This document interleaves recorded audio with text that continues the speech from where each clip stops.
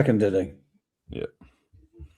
Good evening all and welcome to the Tactical Devils. Tonight we are going to debate on Igor Thiago. Apparently he is the secret signing that Man United are looking for. We are looking at the striker and apparently Man United are thinking of going for him. The report says Manchester United have reportedly opened talks behind the scenes to sign Igor Thiago this summer and are primed to make an official move once the transfer window opens, according to Give Me Sport. And Igor Thiago is an interesting player. He's scored a lot of goals in the Premier League this season.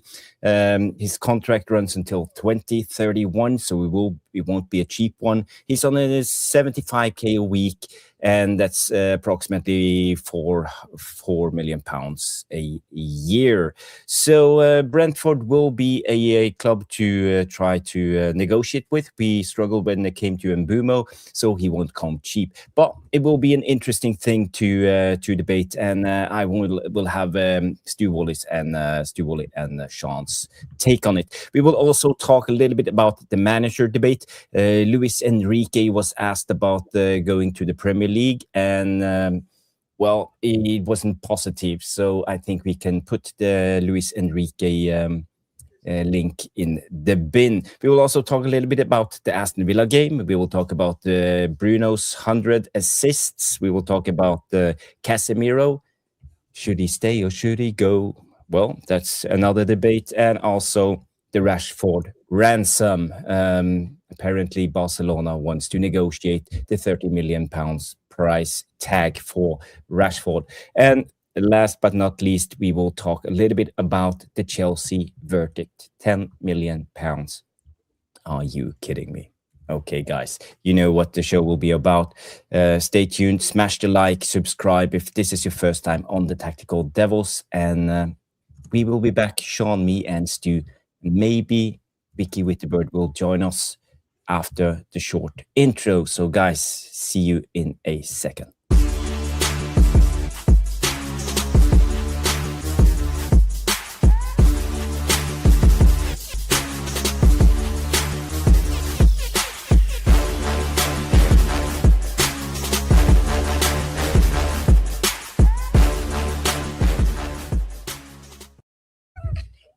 Yes, guys, welcome to the Tactical Devils. Welcome, Stu. Welcome, Sean, to the Tactical Devils. First of all, I want to say hi to everybody who's tuned in already.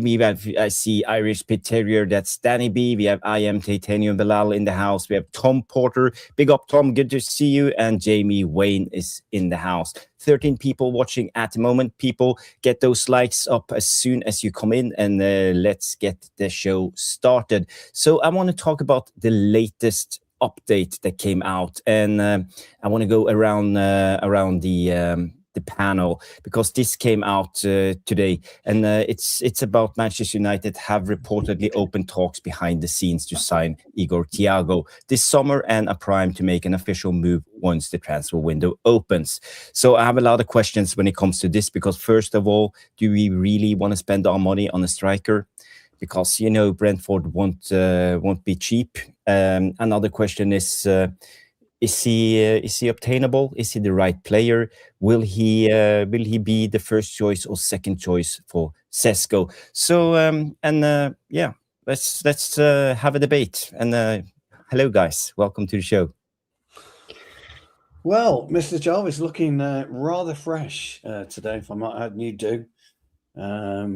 Looking sharp. He's letting it hang loose tonight, everybody, ladies and gentlemen. Sean's gone with a backward cap. I look an absolute tit in a cap, so I've just decided to do F all as usual. Thiago, look, I must admit I quite like him, but what would you do with him? Would be my question. And are we looking at, if we are specifically looking at Thiago, who can play as a double striker or a single striker? We know that his movement's great, his hold-up plays, pretty good, but his goal-scoring ability is second to none. What are we going to do with Sesko then? Where do we play him? Do we play him through the middle? Do we play him? Sesko's not starting anyway. That's the thing. He's a super sub. Yeah. So what do you do with him? Does that also give you an indication as to where Manchester United are going with manager. Have we got the manager in place already? Is this a new manager signing? Is it a Michael Carrick signing?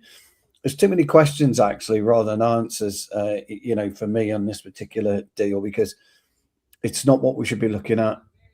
First and foremost, we know we've got to look at the midfield area, potential centre back, possible fullbacks, depending on what you think. But would you go for Thiago if you could pick him up for 50 million quid? Absolutely. Are you going to pick up Thiago for 50 million quid? Not a chance in hell. So you're looking at north of 70 probably.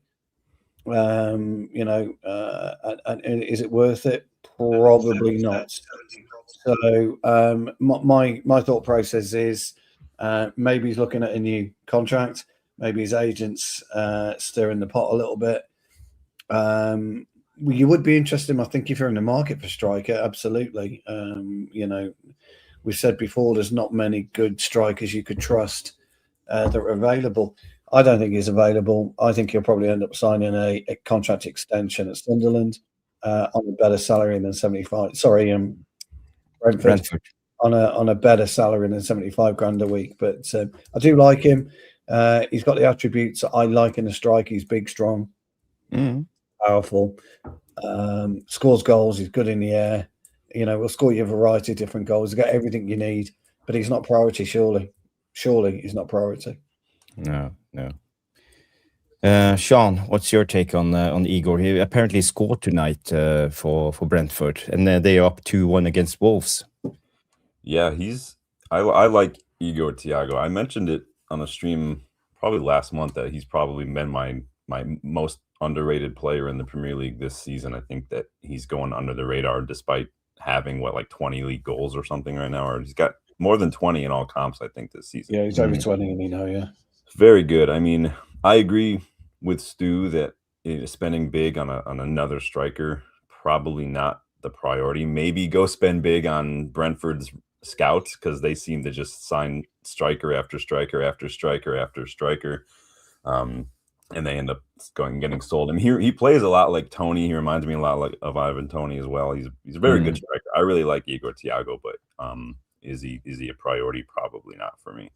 Yeah, I think they signed him from Belgium, Club Brugge, and they only paid 38 million euros. That's about 30 million pounds.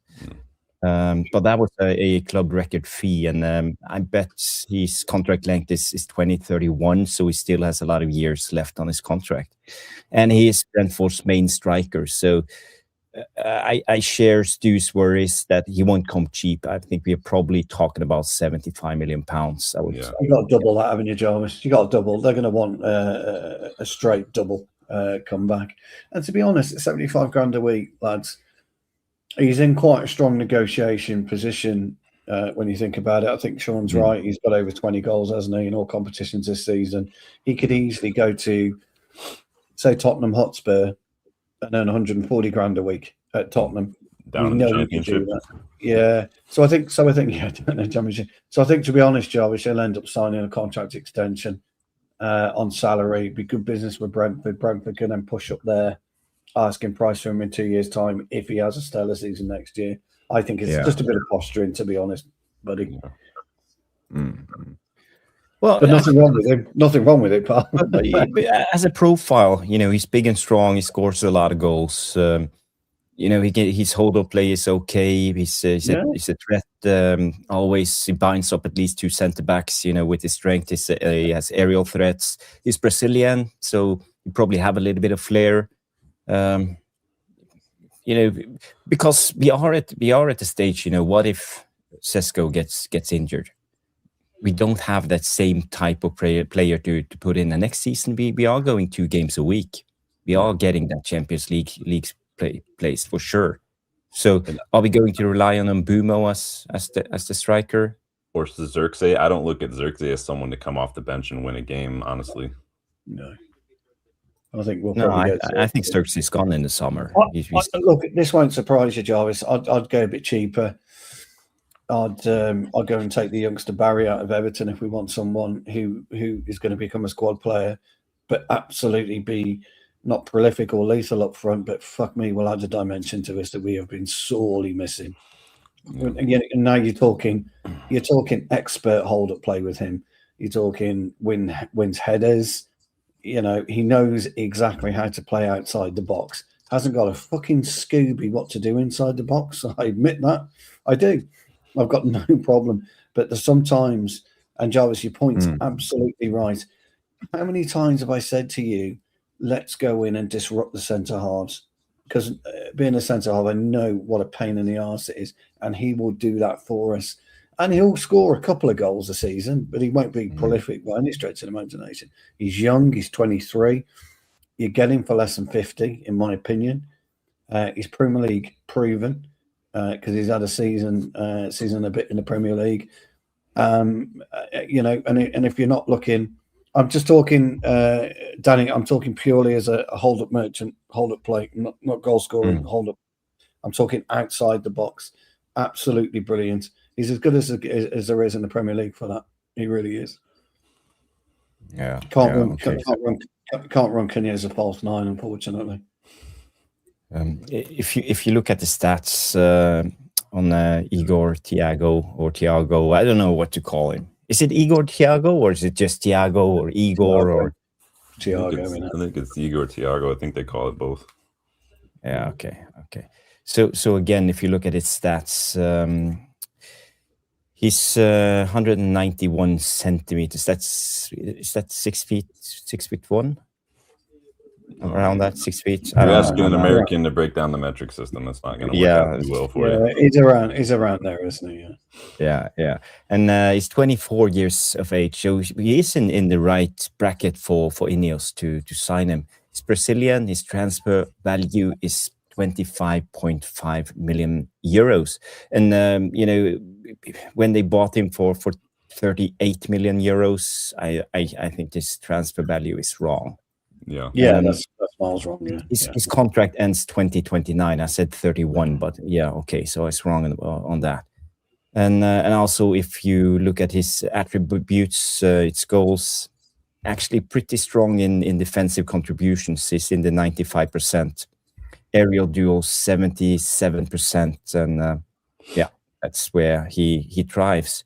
And also, if you look at his stats this season, 19 goals, 1 assist in 29 starts, average rating of 7.2, and that's pretty good. 2,500 minutes roughly played. So again, he fits the mold when it comes to Man United. You know, he's available, he has the quality, and he's young. So where do we go with Brentford? Are we able to negotiate with them? I don't see why you would entertain it. That's the issue. If you were staring down the barrel of 170 million quid for 2 midfielders, depending on who we go for, but if you believe everything you read, which we don't, but if you are staring down the barrel of 170 mil, even 150 mil for 2 midfielders, he's not attainable. Yeah, we don't need what we do need, but you've got to cut your cloth accordingly. Now, you could end up spending, Jarvis and Sean. What am I talking about? You could end up spending 330 million and netting 160 back, right? But what's the chances if you get 160 back on a 330 million outlay? It just you know, you can't do those numbers. He is a end of season, end of transfer window potential once you've done your business. And if you could get him, you would go and you get him. But if you can't, then I don't think you'd be missing out either at the same time. He'd be pretty expensive. They sold, how much did we pay for Mbumo? Quite a bit, or well over what? Over 60 in the end, didn't we? 67 in the end. Newcastle with add-ons are going to pay about 55 million pounds for Visa, who's not even really playing. And think that that's probably going to be your benchmark for this. And like you're saying, is it the priority? I do think we need to upgrade on Xerxes. Yeah, I go back and forth on what I'm a big fan of different profiles with when you have two strikers in the squad. I like someone like Šeško, but I maybe also like someone who plays a little bit more like a Martial or like a Lacazette, who is going to operate, maybe drop a little deeper, about 10 yards, and kind of work in between those lines a little bit. Maybe the ball sticks to him a little bit more. Keep it when you want to keep the ball on the ground. So I go back and forth on that. Xerxes is good at that, but I also need strikers to score goals, and I don't look at Xerxes as a goal scorer. No. Okay. Yeah, it makes sense. But for me, I think the debate would be, let's say if Ivel and this is Woodward who have identified Igor as the next big thing. He apparently was called up to the Brazilian squad right now tonight by Ancelotti, and he could be, the next big thing. He scored 19 goals in the Premier League this season. There is a potential for a massive striker there, and even 70-75 millions for, let's say, one of the best strikers in the Premier League in years could be worth it if they have identified him. And imagine us in the next 5 to 8 years having Igor and Šeško as our two main strikers. Yeah, I mean, I miss the days where we played 4-4-2 and we had 3 or 4 top quality strikers in the squad. But I don't think the modern player likes to rotate as much as those players used to, unfortunately. And when you start looking at the wages and the cost, then you start to ask yourself, how much do you want to spend on someone who's going to play half the time? Yeah. Okay, so are we putting the Igor rumor in the bin? Where is it from? It opens up the Ancelotti debate again, though. Give me sport. They also like semi reliable. So. Yeah, I wrote for them a while ago. Probably about 12 years ago, I wrote a couple articles for them. I haven't really looked at them a whole lot since, though. Look, interesting. I don't know. I don't know. I mean, getting called up to the Brazilian squads a couple of months out from the World Cup's pretty good going. You're not going to be doing much now on this international break. Once you're doing your call up now, you're close to picking your final squad and then trimming it. So barely. Hey, Mr. Nurse is in the house. Mr. Nurse, how are we? Big up, Mark. Great to see you, Mark. I'd probably put it in the bin personally, but yeah, okay, yeah, well, yeah, it's just a fresh rumor. It's the first time I heard it tonight, so it's not a strong rumor. Let's take it with a big pinch of salt. So I don't see it happening, especially when. I was going to say, it does mean Mr. Ancelotti's coming then, doesn't it, in the summer? Oh, who knows? Two and two together. He gets him into the Brazilian squad. He gets linked with United. What more, guys? What more do you want? Come on, it's written in the stars. Next, you'll get the comment that Casemiro personally recommended him, like he did Bruno Guimaraes. Exactly right. Exactly. I was waiting for that one. Yes, and Cunha will be on the phone to him as well. Mate, Kaz is going. I need you. Agent Cunha. Yeah. That's a nice segue talking about the managers, since you mentioned Ancelotti, but this came out from Fabrizio tonight on Luis Enrique, and the comment was Luis Enrique on links with Premier League clubs. I don't understand what you're saying. I don't care. It's not important. I'm the coach of PSG and I'm very happy to coach this great club. So is this Luis Enrique saying that he's not interested? Or is it just a political answer? He's not saying anything. That is, shut the F up. I've got a game against Chelsea. Leave me alone. Let me get past Chelsea. I mean, 5-2, anything could happen at Stamford Bridge. We know this. Do you see Guardiola? Guardiola gave very similar responses, didn't he? You got to respect the ball. You got to respect the ball at Stamford Bridge, guys. Oh, sorry. Yes, sorry. Yeah, let me just do a quick huddle. Fucking idiots. No, interesting. There's been a lot of managers this week, in particular with their presses, Jarvis, that have been very dismissive of virtually all questions. Guardiola was the same. Actually, he was very Kurt and his response. I've given the lads a day off. I don't want any pressure. I haven't got Messi. Blah blah blah blah blah. You know, they're all the same. Enrique, you don't want to be interested in stupid questions like that. You know, from journos. You know, you're there to talk about quite an important game. Yeah. You know, 5-2, the tie's not over. You know, Chelsea run into a 2-0 lead. Who knows what can happen? It's the same with City, you know. Those are the kind of questions you get when you're United manager, though. You get all sorts of nonsense.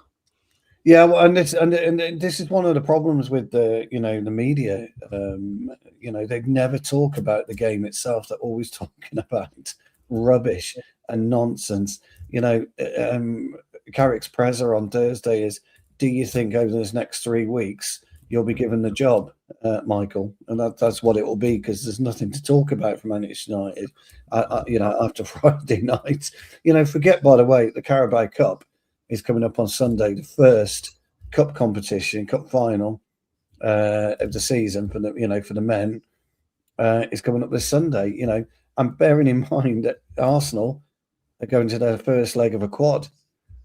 So, you know, there's a lot to, going on in the football world, and we're getting stupidity like that. Fair play to him. I'm glad that he did that, to be honest, Jarvis. I like managers who think, what, fuck off. I can't tell you to fuck off, but my answer is F off.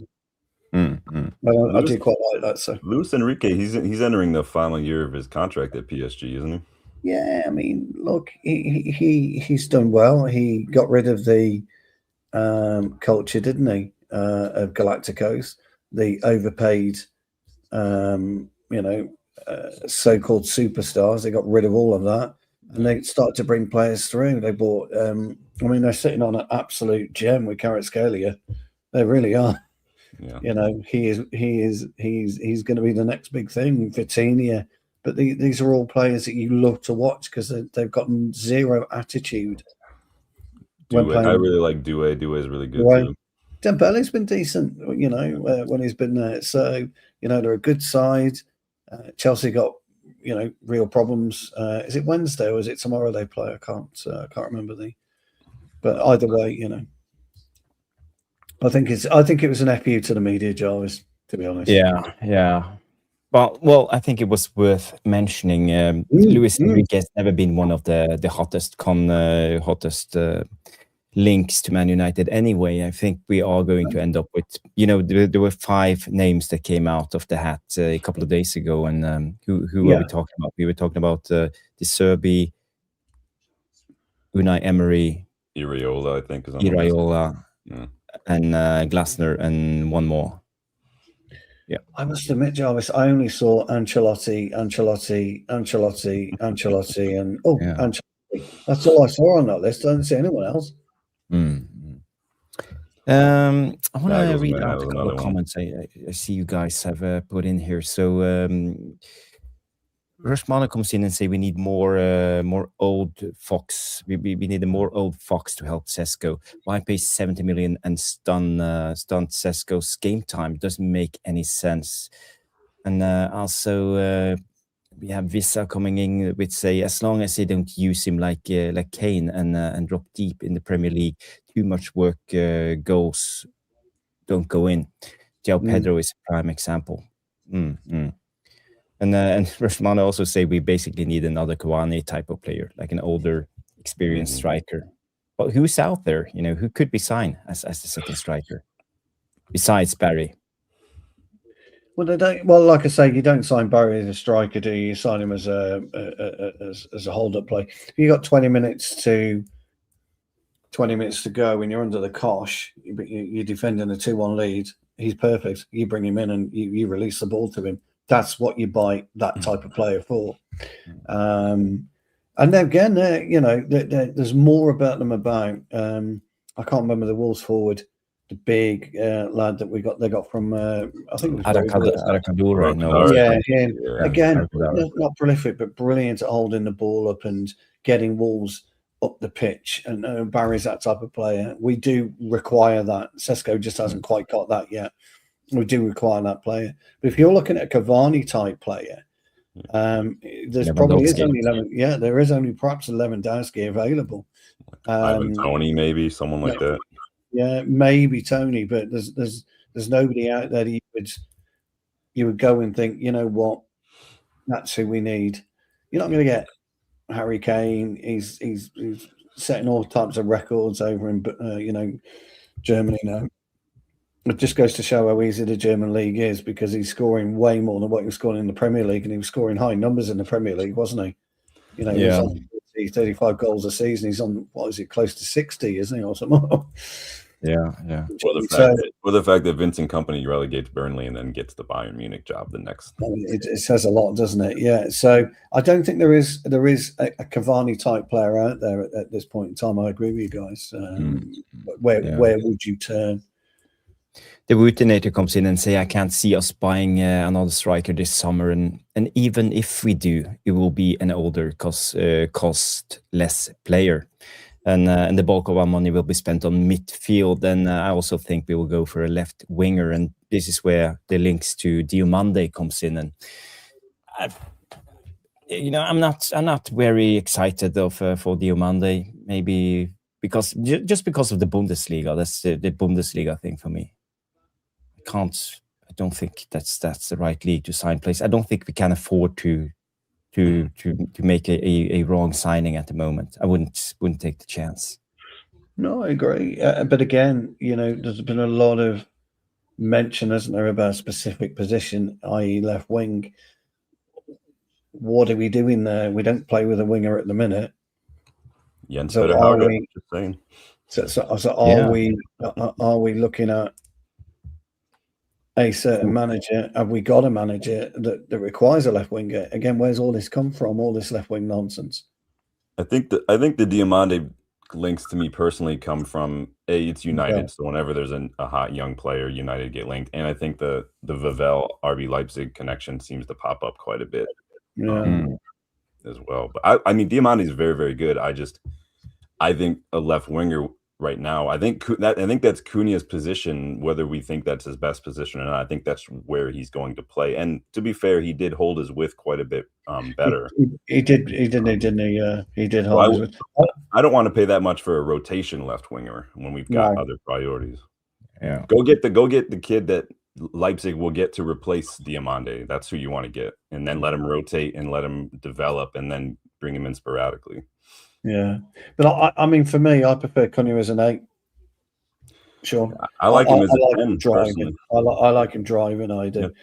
Yeah. I think he's brilliant for us. He's starting to find his mould now. For me, hit and miss this season. But now he's starting to find his mould, and he's got that little bit of shithousery, which I love. He's a good finisher when he gets in the box. And he's dynamic, and we absolutely need that. So, but if you are going to play with a left winger, then who are we putting on the right? Who's going to play a natural right-sided winger? Because if you're buying a left winger, well, who are you putting right? Shea Lacey. Again, there's your point. So, Mbeumo's not a winger. Yeah. You could argue that Ahmad is a winger, I suppose, to an extent, but he doesn't hit the byline enough for me. And a winger hits the byline, as Jarvis was talking about last night, and getting him across whipped in.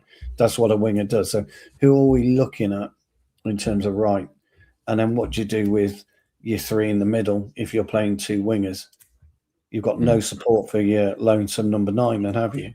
Well, we don't put crosses in the box for Šeško anyway. We don't. If you look at when he came on in the second half, we actually put in half as many crosses in the second half as we did in the first half. It's so backwards to me. Mark agrees with you, Stu. I think forcing Cunha on the left is not where his best is. I also think 8 is Cunha profile. So it's fantastic. Mr. Nurse agrees with you, and it's true that I think he's going to play on the left. That's just where he's going to play for us.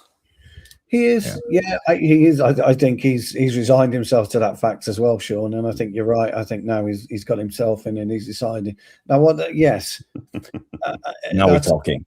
That isn't a bad shout. New contract. He just signed a new contract, though. Yeah, it's not a bad shout. That, to be fair, you would consider that. But Jared Bowen as a mobile 9 if West Ham go down. Yes, yes, please. He'll be salivating. Yeah, and he's Experience. versatile. He can play both on the right, on the left. He could play in the 10. He could play as a striker. Leader. Basically, he will be a backup for Mbumo, or maybe Mbumo will be the backup. I'm not sure, because Bowen he has quality. Fantastic player, proven. Fantastic player, Bowen. Yeah. Okay, guys. I want to go to the next topic. I think we have talked this striker debate finished now. So I want to talk a little bit about Michael Carrick, because everybody have been talking about the new manager who will come in, and Ineos have to take their time. They have to assess. We need to know. We need to take the right decision. But no one has mentioned that. What if Carrick snubs Man United? Because he will most likely be a Premier League manager next season because of his results so far. And we know players like teams like Crystal Palace, that Bournemouth are looking for a manager, most likely Spurs. There will be other clubs, Brighton. There will be other clubs looking for a manager. So what if we take too long by picking Carrick? Waiting till after the World Cup before we make a decision. Maybe Carrick will feel forced just to make a move and choose another club. And then, what are we going to do? We could be without the Carrick option when we come to picking a manager in the summer. So my question to you guys is: should United wait, or should they maybe start talking to Carrick and appoint him now? I think whatever decision that we make, we need to make it well before the season ends. I think we need to make it well before World Cup. We can't afford to wait till after the World Cup to know what the tactics are going to look like, what the coaching staff's going to look like. We can't, because new players want to know who the manager is going to be too, and so that might derail our entire summer business as well. We've got this, and again, I'm finding it more and more difficult to trust that Ineos are going to make wise decisions these days, and every single major decision they made has been horrible. So if we wait waiting too long is just not. I can't handle that. That's gonna frustrate me to no end. You're gonna have to take emotion, unfortunately, out of the equation here. And the most dangerous emotion that we as human beings, individuals, experience is euphoria. It's the worst because it clouds your judgment, and you are wrapped up in the here and now rather than the future. So you need to detach yourself from the present and think about where the future holds. I said 6 weeks ago, Jarvis, we had to make a decision in May, whether they tell the world what's happening or not. It doesn't matter. But the Manchester United have to have an internal decision done in May. And do you worry if the players know that Carrick behind the scenes that Carrick's not going to, that they'll kind of just stop playing for him if they know that he's not the guy before the end of the season? Do you think maybe that would cause a delay in the decision? Well, you never know with footballers, unfortunately, because they're selfish and they're babies. If a footballer doesn't want to perform because he doesn't like a manager, he won't do it. And he then becomes culpable in the firing of a manager. I've always said you should never fire a manager. You start with the players first. That never happens. No, it never does. It never does, because the players are the asset, but the manager's deemed not the asset. I find that absolutely bizarre, really. But it doesn't happen. Players are never held accountable. There's no culpability whatsoever for a footballer. I think the first time we did that was with Rashford and Garnacho and Sancho, I think. Yeah, it's the only time I think we've ever done it. Fergie used to do it in different ways. He used to phone up a player, meet me in the car park. By the way, you're sold. See ya. And that's it. No piss about that. You're sold. Don't even talk to me. You're gone. And but we can't do that anymore because the society won't allow that. It doesn't allow us to do it. So I think that the problem they've got is everyone's getting wrapped up in this. And we did it with Ollie, by the way. Ollie won 14 out of his 15 games or something like that. 13 out of 15. Jarvis will tell me because he'll know like that. No, I don't. We all got wrapped up in the euphoria of Ollie, and he started off brilliantly. and then all of a sudden they didn't like what he wanted to do, and he wanted to change certain things, and certain players started crying, "Oh, I'm not going up, I'm not doing that." And next thing we know, Ollie's removed. And we've had some great managers in the past. Van Gaal, Mourinho. We've had some brilliant managers. None of them could get this group of players going. No. So do we risk, and we do risk deja vu? I've been very vocal about there's only one person to take over, and that is Ancelotti. Now I know we're not going to get him, but I'm going to keep banging the drum. And what I would like to see Carrick do is to be sensible about his career moving forward, not take a role that may work for him or may not work for him, but be sensible about what he sees his future. And if he sees himself as a Manchester United manager, but you're asked to learn from one of the very, very, very best managers in the modern era that's been, and it's proven in Ancelotti, stick with him for 2 years, learn from him for 2 years, look at what he does, look at how he handles players, gain that respect yourself as an individual, then we've got something to build on. But if you don't do that, and we're talking, by the way, the guys are talking about specifics, bringing a older striker for Sesko to learn from. It's exactly the same. We're talking exactly the same. And then in 2 years' time, you will become Manchester United manager. We will give you a 5-year contract, and we will trust you to go forward. But I need you to learn from the very, very best. Isn't that what he basically did that under Mourinho, I think, right? A short space. He was there for a short space of time with him, but he needs to come in. He needs to do it for 2 years. Now he might consider himself. That's beneath me. I'm not doing that. Yeah. It's hard to go down that. Yeah, I've run Manchester United. We won. What was he? Is he 8 games? We won 6 of them. Drawn 1 and lost 1. So he seems to be happy. But I know Ancelotti's not coming, and I'm very aware he's not coming. But I'm telling you, the best way to move forward, because all that's going to happen, gents. All that's going to happen, gents. And don't anybody come on here and tell me it won't, because we've been it, we've seen it, and we've done it. We'll be all right for the first 12 months. We'll have an okay second month, and then all of a sudden, we don't want him. We don't like the way he plays. We don't like this. We don't like that. The players don't like this. The players don't like that. So we're back to square one. So we're picking another manager in 2 years' time. It's not a good market for managers this summer, is it? Well, no, it isn't. It just isn't a good time. You've got managers that people may want, maybe at the World Cup. The Nagelsmann thing for me, I don't get it. It just isn't for me. I don't understand it. Pochettino, people were saying, "Well, let's get Poch. Why? What? Why?" Yeah. They want all these hip managers, but there's no substance to it, because we're supposed to have had the hippest manager, weren't we, in Amorim? Yeah. Before Amorim, and correct me if I'm Ten wrong, Hag was the hippest manager. Yeah, he was the hippest manager.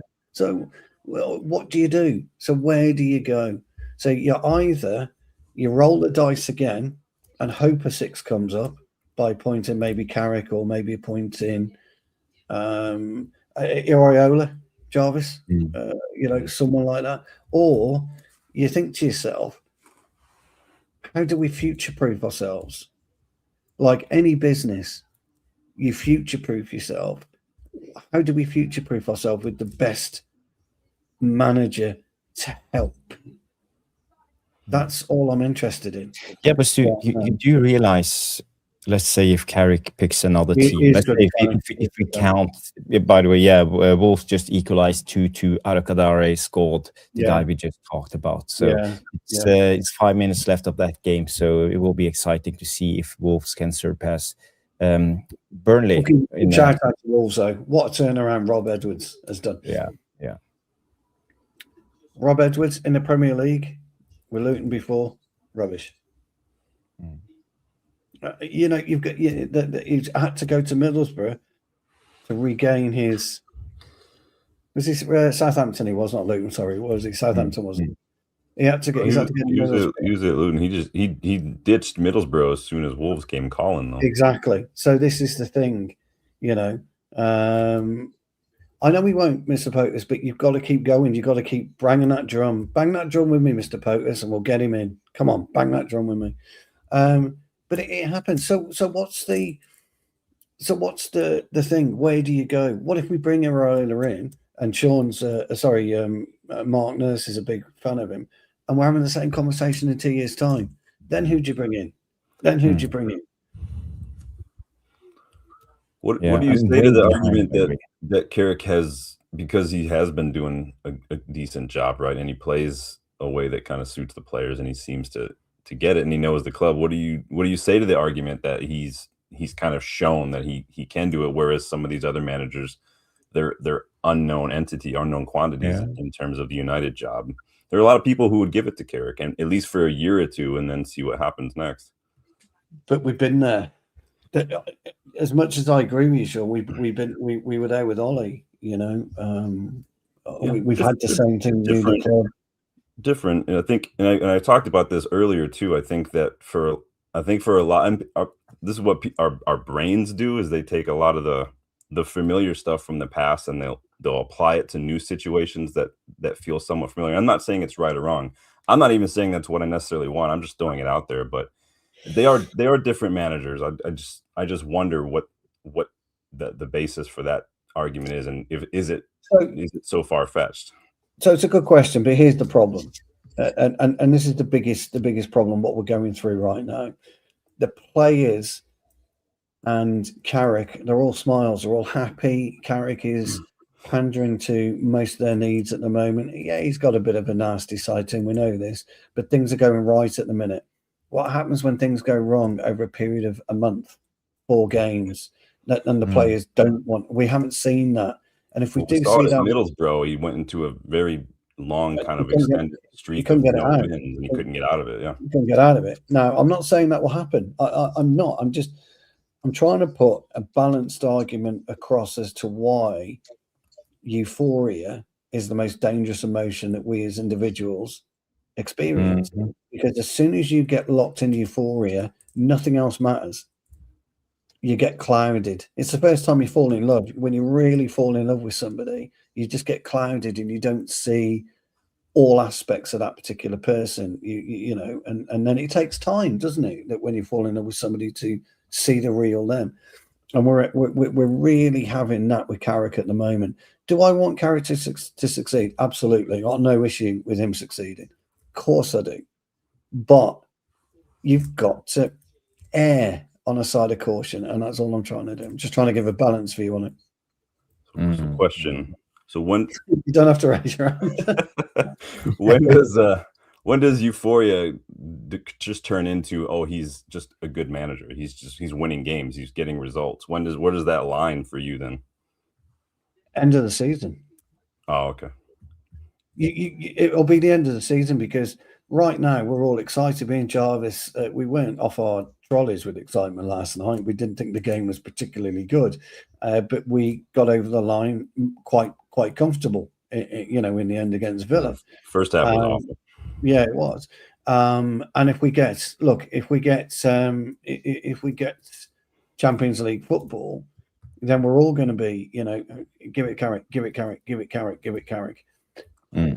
But what if, like you say, Iraola's out there and he's got a penchant towards Manchester United? What if De Zerbi, the firecracker, you know, is thoughts of? Glasner, I think Glasner's hurt his stock right now, unfortunately, with what's happening. So, you know, where do you go? Where do you go? So for me, let's see.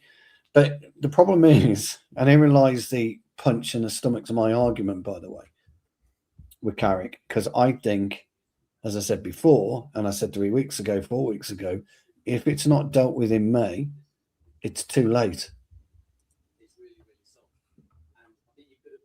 So yeah, that's where I'm at with it, really. You make a good case, Stu, and just to wrap up the Carrick debate,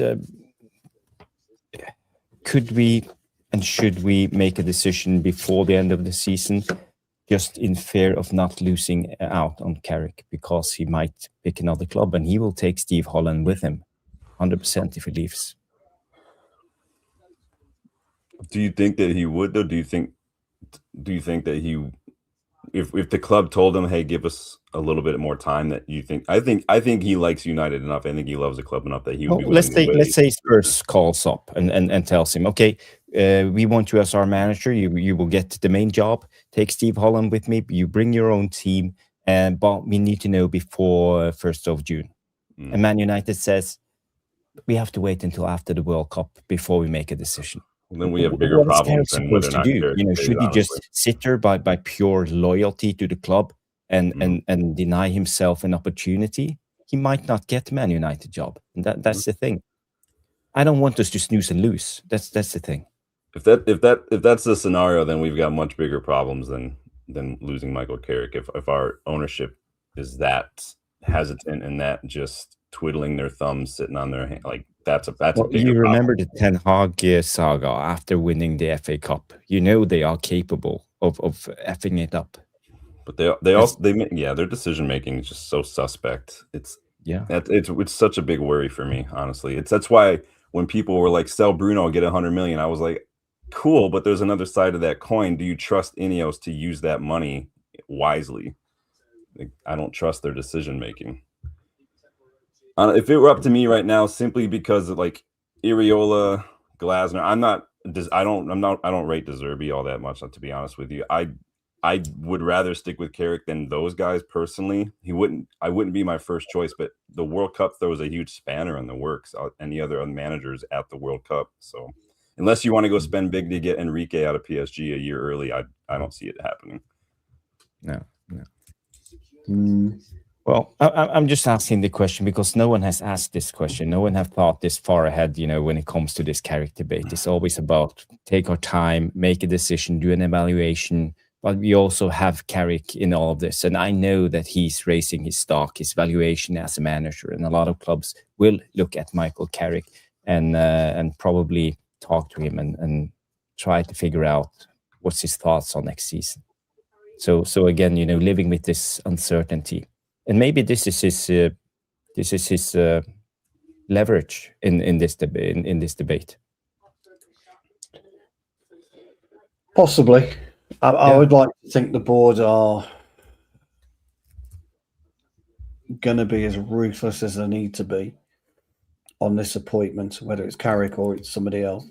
You've got to act ruthless in this appointment. This appointment for me is so key to where Manchester United are going to be in 7 to 8 years' time. It's not a short-term boost. You might get a boost next season and we finish 3rd again or 2nd or 5th or 6th. But what if we finish 12th again? Everyone's going to be up in arms. Fucking Carrick, fucking waste of time, fucking this, fucking that. I would rather... I'm actually leaning towards Jarvis, and your point's very, very well made. I would rather go and risk losing Carrick and getting it fucking 100% right, because I don't think us as fans can go through this yet again, because it's just we're down this rabbit hole and we're being chased by a fucking boa, and he just won't give up, this boa constrictor, and he will get us one day. And so I'm just a little bit worried about it. Do you know what I would do? I would dispense with Wilcox anyway in the summer. I would get Wilcox gone. I'd probably get him done in May, gone out the door. Get a proper guy, proper guy in. Even if it is an Edwin van der Sar. I know he's had problems. Get Ollie in. Get somebody in that really knows the club and really understands the methodology of football, and who maybe Carrick could work with, but I just want to see common sense prevail moving forward. And I don't think I trust the board anyway. I mean, look, we are. There is a glimmer of hope for me because I haven't appointed him yet. So they haven't thought, fuck it, we've got to appoint him. They haven't just pulled the silver bullet. And we're not there yet, but let's say in 2-3 games time.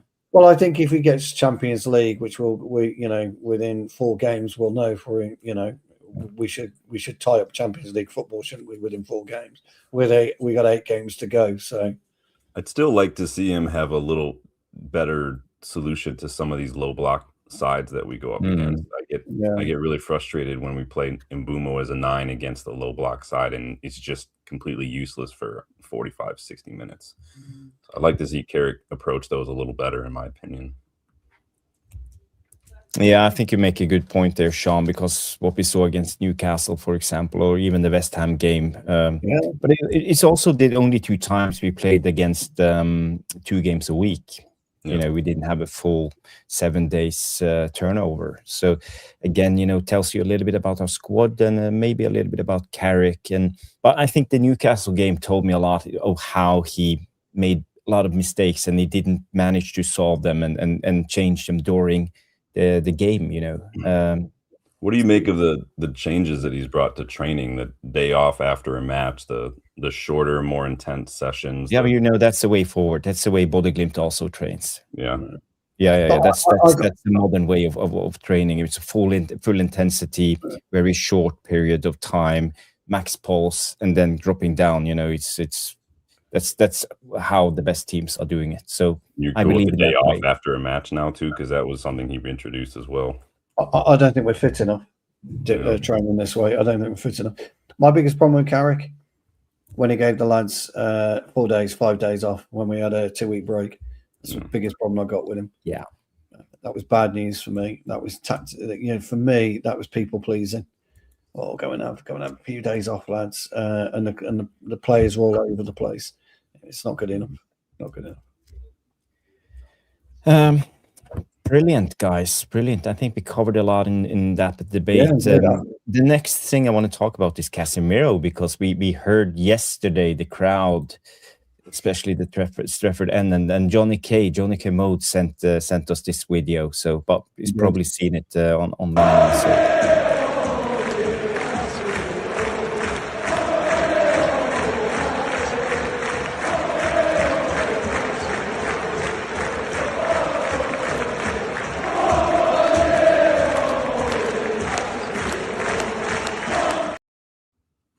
So, guys, one more year, Casemiro. And, this is where the chants from the Old Trafford crowd. And I also made a poll for you guys, should we keep Casemiro for one more year if he takes a pay cut? It's a difficult one because he has had a fantastic season, especially on the Carrick. I think he plays really well. He was one of our best guys yesterday. He has scored 7 goals on set pieces, mainly with his head this season. He's very strong, and it will be hard to replace him. He also have the pedigree. He's well liked in the group. I think he brings something extra, and he has the experience. Everybody talks about his calmness. He's so calm all the time. He's well liked. His buddies with Cunha. There were reports out tonight with Cunha, basically saying he'd been pleading and begging Casemiro to stay for just one more year. So again, if he takes a pay cut, let's say he halves his wages, he goes down from 375 to, let's say, 200k a week. Should we keep him? Nope. 6 months you ago, see no argument for keeping him. 6 months ago, his legs are gone. Oh, he's fucking rubbish, Casemiro. Everyone in the fucking chat, everyone on fucking line, everyone, euphoria. It's euphoria. We're all fucking Casemiro's got to stay. He's done this, he's done that. Everybody 6 months ago, go back, Twitter, YouTube, all the fucking big fan channels. Casemiro's got to go. His legs are fucking gone. Blah blah blah blah blah. Now all of a sudden we want to keep him. Can't keep doing it. It's the same with the manager. We've got to be ruthless on what we do. You've got to draw the line somewhere and say, thank you very much. You've been absolutely brilliant. Go off and earn 200 grand a week at the MLS. Risk it seriously, because we've got to move on from you. Mm-hmm. We've got to move on from Bruno eventually. And we never future-proof ourselves. We just don't do it. We don't do it with managers, and we don't do it with players. So, no, he's got to go for me. Great, brilliant. Thank you for what you've done this season. You got his Champions League football. You scored 7 goals. You might finish in double figures. Absolutely brilliant. But I'm sorry, it's time. Enough is enough. We'll give you a golden handshake. What are we going to do? You keep Casemiro on his salary, even if at 200 grand a week, right? Even at 200 grand a week, you then got to spend 80 million, 150 million on 2 other midfielders, maybe a centre half if De Ligt has to retire in the summer. I could keep going. I could keep going and going and going and going and going by saying thank you very much, love you, brilliant. Go on, you can stay for an extra year. It puts us back 3 years in our development. One player will put us back 3 years. We can't afford to do it. We can't keep affording to do it. I'm sorry, guys. You love Casemiro. You want him to stay. I'm sorry. It's just not for me.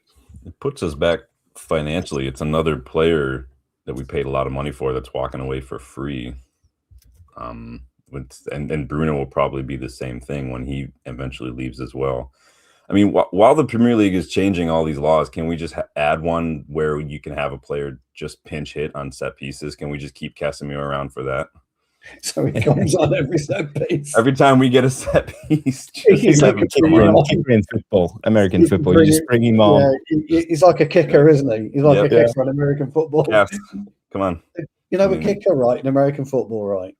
I mean, he's called special teams, isn't he, or something like that, or something. But they earn $1 million a season minimum, something like $1 million a season, right? and they might get, well, they definitely get 4 kicks, don't they? Because there's 4 quarters, as they start, or maybe 2 kicks or whatever. If you get a touchdown, yeah. But you know, they might not even get a kick in the game, and they're still picking up $1 million. You know, it's crazy. How many headers has he scored from set pieces, Casemiro? 5, 6 this season. It's insane. I think you have 7 goals so far. Not all of them are headers, but nobody can do what he does in the box with his head. You know, it was a great goal yesterday. We're gonna miss that. Yes, we are. It was the same with Evans and Varane to an extent. That experience, just to read the situation, the movement, the positioning. He gets it. He's elite when it comes to that. And we don't have that when he's gone, other than Bruno. No, we don't. But again, if you keep him, what are we doing it for? What are the reasons for keeping him? Yeah, and I wouldn't keep him. It just stops your squad rebuild. Can't do it. I'm sorry. Yes, you know me, Mark. There's method to my madness. There's method to my madness, buddy. You know that. Yeah, we don't have to replace like for like literally everything Casemiro does. The same with Bruno when he leaves. We don't need a carbon copy necessarily of Bruno. We can look for different types of profile, but there are other midfielders out there. We just have to do a really good job in the summer. We have to get our recruitment spot on if we're going to lose all these players, because we really need to upgrade on Ugarte as well. Yeah. And I think there are question marks over if Kabi is good enough to start week in, week out too. Yeah, 100%. Well, at least he needs to he drops off in a couple of games, so he needs to stabilize his game. More consistency. More consistency. But I made a poll for you guys, and it surprises me a little bit, because 67% of the chat wants Casemiro to take another year if he takes a pay cut as the preference for the question. Based on what? Based on yesterday, I guess. Yeah. That's my question. Based on what? Euphoria. There it is. Yeah, but it just, you keep Casemiro, it just puts us back 3 years. The only way I would keep Casemiro if all our other midfield signings rejects us and there's no one else. Problem. That's a big problem. Yeah. You can't do that for him, because for him now, he's come out and said in January I'm leaving. He must have something lined up in terms of contracts. He must do. And so again, yes, you can say no thanks, I'm staying at United for another 12 months, but we can't keep relying on the same old players. When do you cut the umbilical cord? we always remember. Everyone will remember the way that Robbo was left the club, Steve Bruce left the club, Mark Hughes left the club, Paul Ince left the club, Ken Chelskis left the club, Jaap Stam left the club. They all left the club when they were told they were leaving. Roy Keane, Van Nistelrooy. Yeah, all told they were leaving, and we must get back to that. So, yeah. But you've got to get the right. Sean's right. You don't have to get an exact like for like, because I don't think there is a like for Casemiro. But you've got to get a really, really good, couple of replacements. And squad depth is the key. I agree, Mark. I agree. Yeah, maybe we are doing the Moneyball thing. Maybe that's why we are linked to Igor Thiago. To replace the goals of Casemiro, and we bring in other types of midfielders. Yeah, it'd be too expensive for a Moneyball. Well, who knows? We have a lot of players. And, the rules will be changed. Will they? Or the PSR rules and all of that. So you might be able to spend more. I don't know. Spend that much on someone at 24, 25, like Igor Thiago. I mean, again, fans don't really have to worry too much about the finances, but like I use Jadon Sancho as an example. We spent a lot of money on him. We gave him a lot of wages right when we signed him. We were only going to have to spend more on him the longer he stays with us. When it comes time to renew a contract, he's going to want more money. We're never going to make that money back. You're literally stuck with that player, or you're losing money after 4 or 5 years. Yeah, agreed. I mean, Mark made a point about going into the Champions League. Who do you go in to the Champions League with Wharton and Anderson? Absolutely, you wouldn't. I totally agree with that, Mark. You need experience alongside them, but by still keeping Casemiro, I mean, you'd have to push him on. You'd have to pay him $100,000 a week for me to keep him. And you'll play as and when if you're going to do it. But it's. I think you've got to move him on, free up that salary, complete salary, and move him on, and try and find alternative solutions. Yeah. Quick question, Stu. If you were in Casemiro's shoes, what would you have done? I'd be. Because you don't need money. You've been on 18 million pounds a year now for 4 years, 5 years. I'd be going up to the States if I was him. He loves Florida. He loves Disney World. I'd be going to the States, Orlando or something. Yeah. Orlando Pirates or into Miami. That's exactly what I'd do. And I'd given the contract I was given, $50,000 a week or whatever. He don't care, and I would enjoy it. He's always, when he goes away, he's always in fucking Florida, isn't he? Always. It's where and that's what I would do. Is everything. If he couldn't, I'd like to see him go back home to Brazil. I'd like to see him put something back into Brazilian football. That's what I would like to do. Yeah. By the way, the reports that came out today, Rich Face said the Man United do not currently plan to offer Casemiro a new contract ahead of his planned exit at the end of the season. But there were also other reports coming out, like this one from Graham Bailey. I know not Sean's most credible source, but Michael Carrick tells Ineos he wants Casemiro to stay at Man United, and the Red Devils chiefs are now willing to open talks with the 34-year-old over a new deal, but the players has to make sacrifices. So again, there have been mixed reports out today on Casemiro, but let's play devil's advocate. Okay, let's do a poll on the panel. Yes or no? For me, it's a no. It's a no for me. What if we? By the way, just a quick question to you all, Devilish Tacticos as well. What if we stay and he's shite next season? Yeah. Then we made a mistake. Exactly. The trouble is you don't know because we haven't got a crystal ball. Is it worth the risk of losing, potentially getting another midfielder in the summer because you've got Casemiro still in the squad? It's a no for me anyway. Yeah, it's a big. Although, Mark, I take your points, but you know your stuff, mate, and I've got no arguments with anything you've spoken about, pal, at all. You know your stuff. Yeah.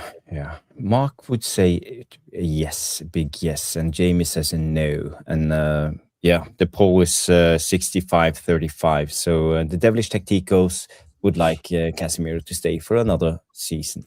Okay, guys, it's time for another subject. And Sean, you need to help me on this one because I haven't read. I'm not read up on the Chelsea verdict. All I know is they got a 10 million fine and 1 year transfer ban. So, do you know anything on this case? Because this came out today. Let me just bring up the slide.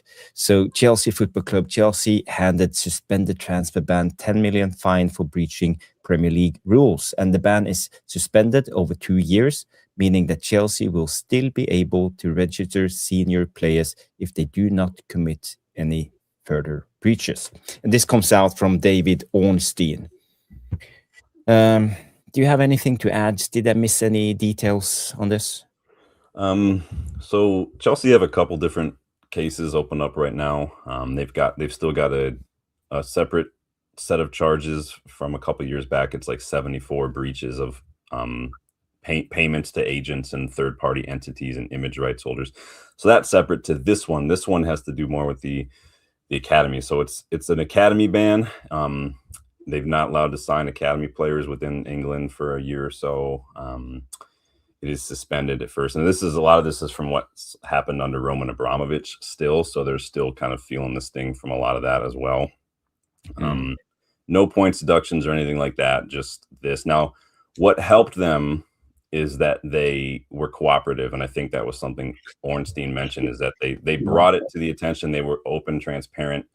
And it was interesting to me that was a point was made to highlight that, because City have been like, their whole thing has been, they haven't been cooperative. They've been trying to hide things. And so it's a very like topsy-turvy there. But Chelsea admitted it. They reported it. And this is the same with Forest, Everton, Villa. They found their own breaches when they did a self-audit. They reported it. And that's why those punishments weren't as bad as maybe they could have been. That does play a bit. And we've been guilty of it under COVID, specifically before the financial rules were changed. We reported it ourselves, didn't we? Yeah, exactly. 250 grand, I think we were fined. Something more. Yeah. So they still have those 74 breaches. That's separate, but this is a new thing. So we'll see. It's suspended the transfer ban as well. So we'll see what happens. But it's just another reason I don't understand how Chelsea are how they're still functioning as a football club. I just don't get it. No. But I didn't quite get the ban thing. You know, there was a 1 year suspended ban or 2 year suspended ban, and can't they sign players? Because I think the report said they can sign players. Yeah, they can. They can go to America. Then go to Argentina, Brazil, wherever. And I think they can do Europe, but they can't buy anybody or transfer anybody from the UK. They can't do that at all. Yeah. The fine, waste of time. It's just literally a waste of time, that fine. It's a bit lenient, and that worries me too about City's charges. This is very, very lenient, especially for repeat offenders, because Chelsea are repeat offenders with this. Yeah. It's a bit concerning. 10 million quid, just nothing. That's 1/8 of a Michaela Mudryk transfer fee. That's fine. Oh yeah, and they're paying him 200 grand a week to do nothing, aren't they? So it's one of those. It's for me. It's another one where there was Forest, there's Leicester, there's Everton, there's now Chelsea, all been dealt with, and City still somehow getting away with it. And the Premier League have got nowhere to go again. They've just got nowhere to go. I mean, 10 million quid is just. When I heard it today, I just switched off. I wasn't interested. I just fed up with it. It pays for a lot of huddles in the middle of the. Well, I mean, Chelsea have never been a likable club anyway, have they? They've been. I'm not quite sure what Louis Rossini is in his coffee at all, and I'm not really sure. I mean, fair play, Axel. I think people are maybe slightly missing the point. Tierney was there to say, "Look, I'm having none of it." When they surrounded him, there should have been. You can't surround a referee. That's so weird. You're not allowed to surround a referee. You're not allowed to, go nowhere near a referee. So Chelsea should be reprimanded for that alone. But they're actually going to put a complaint in about Tierney standing on the penalty spot where he's supposed to be, by the way, where the ball is. And Chelsea embarrassed themselves by surrounding him. So you got to respect the ball. Respect the balls too. Yeah, respect the ball. Oh, sorry, I forgot that. Yeah. You're talking about a top-class man-ager in Liam Rowe Sr., my friend. He's a man-ager. Where Tierney got it wrong for me, actually, was he should have dispersed them completely. He should have get away from this centre circle, go and do it somewhere else. If you want the ball, take the ball, but you do not surround them. Should never have done it. It's the most ridiculous thing I've seen in football. Yeah. And I've seen some stupidity in my time. It seems like Liam Rowe Sr. kind of is trying to out Arteta, like with just the creative kind of stuff he comes out with and does. Oh, it's pathetic, isn't it? Yeah, it's absolutely it's pathetic. Liam Rowe Sr. needs to concentrate on what he's there for. Yeah.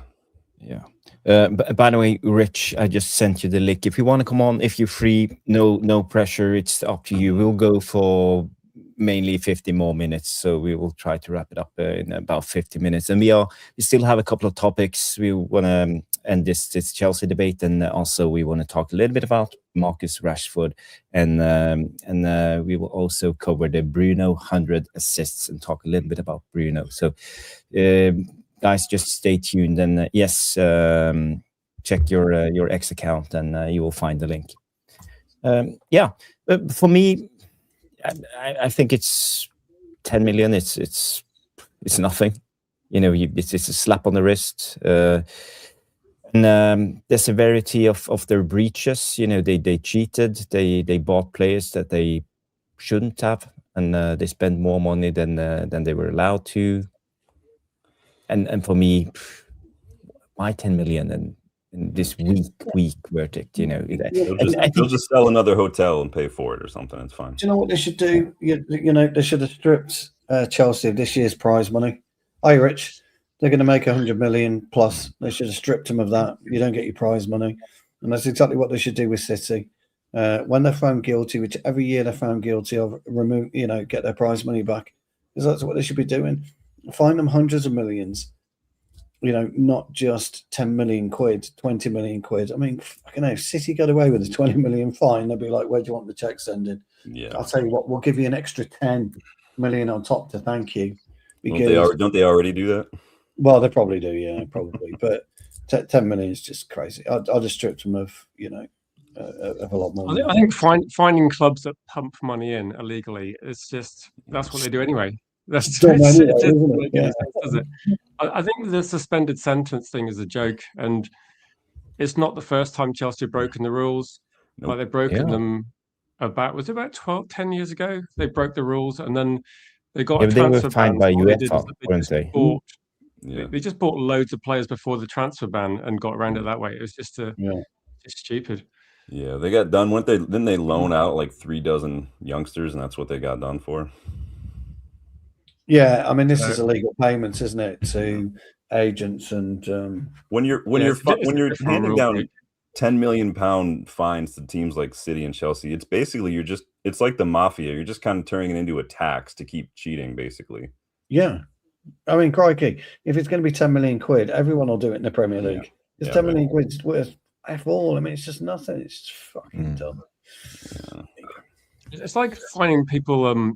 Nottingham Forest getting a points deduction, but for them, if you break the rules and stay in the Premier League, it's worth it. I mean, it's looking quite serious for Leicester, because I don't know what rule they broke, but they got a points deduction and they might get at the moment they're in a relegation position for League One. They're in real trouble. They are, yeah, they're in real trouble. I don't know. Was it illegal payments again, or they were? They probably broke one of the rules that City have broken 100 times, but it's probably just a smaller case, so you can get it processed quicker. Yeah, I don't think City. Actually, I don't think Leicester have got the lawyers that City have got. That's probably the issue. You're probably right. But also Everton got fined, deducted 10 points. Nottingham Forest was deducted points. So I think I think the FA needs to take a hard look at themselves, and they set the precedence now for the future. And I think Chelsea getting off the hook quite cheaply, that's completely it's not a good thing. And maybe it's a sign before the Chelsea verdict, before the Man City verdict comes out. What was the official punishment? Was it? I know it was like a suspended thing. Was there a fine involved? Because on the basis of like Chelsea cheating, they've managed to get in the World Club Cup, bank millions, tens of millions for this. Yeah, I know. Yeah, it's just laughable, isn't it? Yeah, it's crazy, absolutely crazy. Oh, there you go. Yeah, Leicester. I think Leicester might be done. I think actually looking at league fixtures, I think Leicester might survive, but if they don't, it's a massive financial loss. Guys, I don't know enough about this to keep the debate going. I have to be honest. We will probably have more details in the next couple of weeks. But I want to talk a little bit about a guy called Bruno Fernandes. I don't know if you heard about him. He's an attacking midfielder from Portugal. He's doing quite well at a club called Manchester United, and he has more than 100. I think he had 100 assists now for the club. So have he become a club legend? And do we really appreciate Bruno the way he should be appreciated? Or is he getting enough credit for being the best player of the team? I get criticized all the time for having a Bruno agenda. So I want to hear your... What's your agenda, Jarvis? Before you say, what's your agenda then? Because I get accused of being overly positive about some players. Well, I'm mainly too harsh. I pick on Bruno, and if he makes any mistakes, I show them to you guys and tell you his weaknesses. But he has weaknesses, clear weaknesses in this game. So it's just the way it is. But I'm trying just to level it out, because I think the praise is a little bit too much. People are always praising Bruno. I don't see the wrongs they do. So it's always balanced for me. So, yeah. I mean, there's a lot of different questions there. Is he like legend? I mean, I said it earlier. Bruno feels like our version of Harry Kane sometimes, just world-class player. And if he could go down with not really a whole lot of major trophies, and I think that's what's going to keep a lot of people from calling him a club legend. I think they want trophies, they want leagues, they want Champions Leagues, but to me, he's world class. I mean, you just rattled off the numbers. I mean, 100 goals, 100 assists. I mean, he's beating single season Premier assist records. He could very well beat it for the Premier League as a whole this year. I mean, that's elite. That's elite level performances. Yes, he makes mistakes. Yes, he goes on walkabout a lot when we're chasing the game, and he wants to be the guy to do it. But that's what makes him elite, I think, is that mentality. Is he can handle that pressure of wanting to go and make something happen, because if he makes a mistake, he can also handle that pressure as well. And that's I think what leaders do is it's not that they're the best, it's that they've got the mentality to handle it if they don't succeed at something. Yeah. Give him a statue, Jarvis. Outside Old Trafford. Hall of Fame and all of this coming through. Maybe he will win the Ballon d'Or this season. Who knows?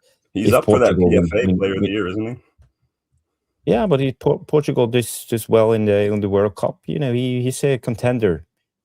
But Stu, what's your take? Where do you sit when it comes to Bruno? Impressive numbers, 100 assists. Yeah, so I'm not going to goal involvement in 300 games. Come on. Yeah, I'm not going to talk about assists because all it does, it constitutes one player passing the ball to another, and he may score or he may not. And like, I played the game long enough to assists are just a new thing to me. It's never really been. The guy is undoubtedly one of the best players that we've had since Sir Alex left the club. There's no two ways about it. His consistency has dwindled occasionally, but his overall promise that we signed, he's delivered. So I think that's a fair example. But Mark Nurse made the point that I was going to make, and that was that that we haven't signed the players around him to make him truly elite. And that's not Bruno's fault. Okay, that's on the board, that's on the club. How many managers have we had too since we signed him? Yeah, and the managers, and it's also, the players that have played alongside him are also culpable for not developing Bruno into what you would call an elite player. Now, if you were to put that Kevin De Bruyne into Manchester United's team over the last 6 years that Bruno has been in that team, you wouldn't be talking about Kevin De Bruyne in the same vein. But if you put Bruno in the City sides that Kevin De Bruyne was a part of, you would be talking about Bruno in that vein. So he's a victim of circumstance for sure. And you can't. I'm being a bit flippant on assists. I get that, but ultimately, you can't deny the goal involvements. I'm totally on board with that, and what he can do for us in a game of football and one little bit of magic, or when we need a penalty to win a game of football, you want him to step up and you want him to take it because you have that trust in him. If you're on that pitch with him, you kind of turning away and walking back to the penalty spot because you expect to the centre circle because you expect the net to bulge. That's the type of player he is. I think over the last few weeks he's calmed down a lot, less histrionics. There was a bit yesterday, but less histrionics, and he's concentrated back on playing football. But his problem now is his responsibility within the team is diminished greatly because you've got Cunha who will deliver, you've got Sesko who is delivering, and you've got Mbuemo that will deliver. You've got Casemiro delivering. We're better defensively. We've got a much better goalkeeper. So the limelight's kind of shifted from him a little bit in the recent times. And I think that's actually helped him as a player. So he doesn't feel, I don't think at the minute, that he has to go in and be, the all-encompassing match winner that I think he's felt over the last 2-3 years. So, it's a difficult one. Would you take money for him if it come in? If you could do something with that money and you did something correctly with that money, then I think you'd have to look at it because we're talking about future-proofing the club. So it's up to you, really. For me. So I agree with Sean, and I'm pretty sure Rich is going to echo a similar tune. Is that you cannot underestimate what he's done. But when it comes to assists in football, Jarvis, I switch off anyway to anybody with assists, because ultimately you can't score a goal on your own. Somebody's got to pass the ball to somebody at some point to get to you, and that's just life. So I feel like, but look at the gap between the big chances and the chances created in the assist, and I would argue that it's criminal that he doesn't have more assists simply because of the fact that those players around him have not been good enough to put those chances away. He'd probably have almost double the assist if we'd had consistent players around him. Yeah. Again, I get that, and that's why I kind of don't go with the assist part. The part of my argument is ultimately, if you see, the problem for me is, right, Sean, Lamans drops the ball into me at left back, and I extend 20 yards and I give it to Jarvis. Jarvis pops it round with the old chop, leaves De Bruyne on his arse and swings across over to Ahmad, and then Ahmad puts one in. The ball actually, that move started with me, Lamans to me. Yeah, that's just football. Exactly. I think the thing is, though, but I'm talking about like the assist to Maguire for that winner against Liverpool, that kind of ball. That ball to Cunha yesterday, like Bruno hit that first time, and it was probably one of the most perfectly weighted. That's what I'm talking about. The difference. But they're calling everything an assist, so that's where it's wrong. If it's a specific, like you say, that ball into Cunha from yesterday, or the header into Maguire against Liverpool, etc., I can get on board with that, because that's a little piece of magic. But that isn't what everything is classed as an assist. Do you not even class a corner as an assist? And it just doesn't do it for me. So if you were to alienate it to certain elements, then I've got no problem. Yeah. Okay, guys, don't slate me because I just want to mention a couple of things. 100 assists, all his goal involvements, and he's always available, injury free, gives his all for Man United, but he has his weaknesses. And I don't feel it's like an agenda and being negative to Bruno, but I don't like his demeanor sometimes. I think he gets too emotional Do you think it's the body language that puts people off? Because I think if you're looking at the game, I know Jarvis was saying, like, I would say actually Stu was saying, you've got Cunha, you've got Mbeumo, you've got Almajalo. We've got all these players, but these players aren't creating loads on their own. Like we saw lots of people trying to put crosses in, and what we've seen recently, I think, like Sean was saying, when he passed it to Maguire for the winner against Liverpool, it was a perfect cross. Yeah, when he went in for Sesko, it reminded me of Beckham and Van Nistelrooy because Sesko's run, the ball arrived perfectly. And Cunha, and what I'm seeing in the games this season is not just like the delivery, but also Bruno's kind of like coaching some players. And some of the younger players, I think, benefit from having Bruno Fernandes in the team, particularly Dorgu, particularly Sesko, where he's talking to them during the match. I've not seen him do that.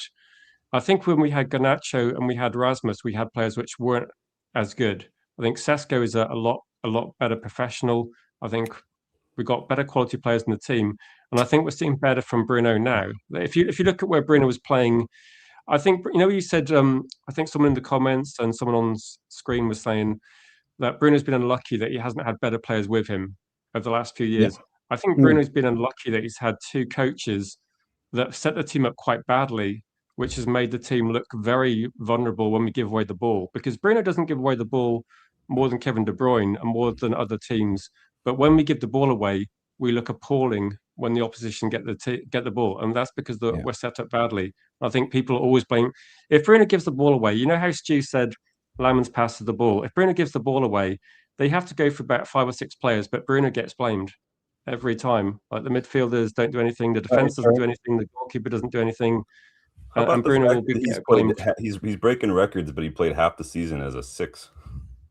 Yeah, that's argument, Rich. It's a good point you make because I have that argument on a weekly basis on a Saturday afternoon or a Sunday when we're playing. If we have to play, if a midfielder's got through, I am bollocking the midfield and saying, "How the fuck's he got through to me? Why is he on my 6?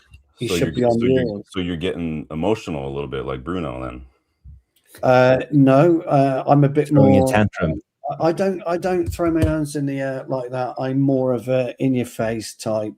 I don't get the people who complain that they say he's too emotional. Do these people, maybe they're not young enough, maybe do they not watch Keane or Rooney or anybody literally from that era at United? Sean, have you ever played the game with teammates who are too emotional? It's a pain in the ass. What is too? Oh, I've played the game. One of my coach's kids was on my team, and this kid was a spoiled brat. I get it, but I'm like, I don't see anything from Bruno that I didn't see from Keane or Rooney or Scholes or any of these guys when they were younger.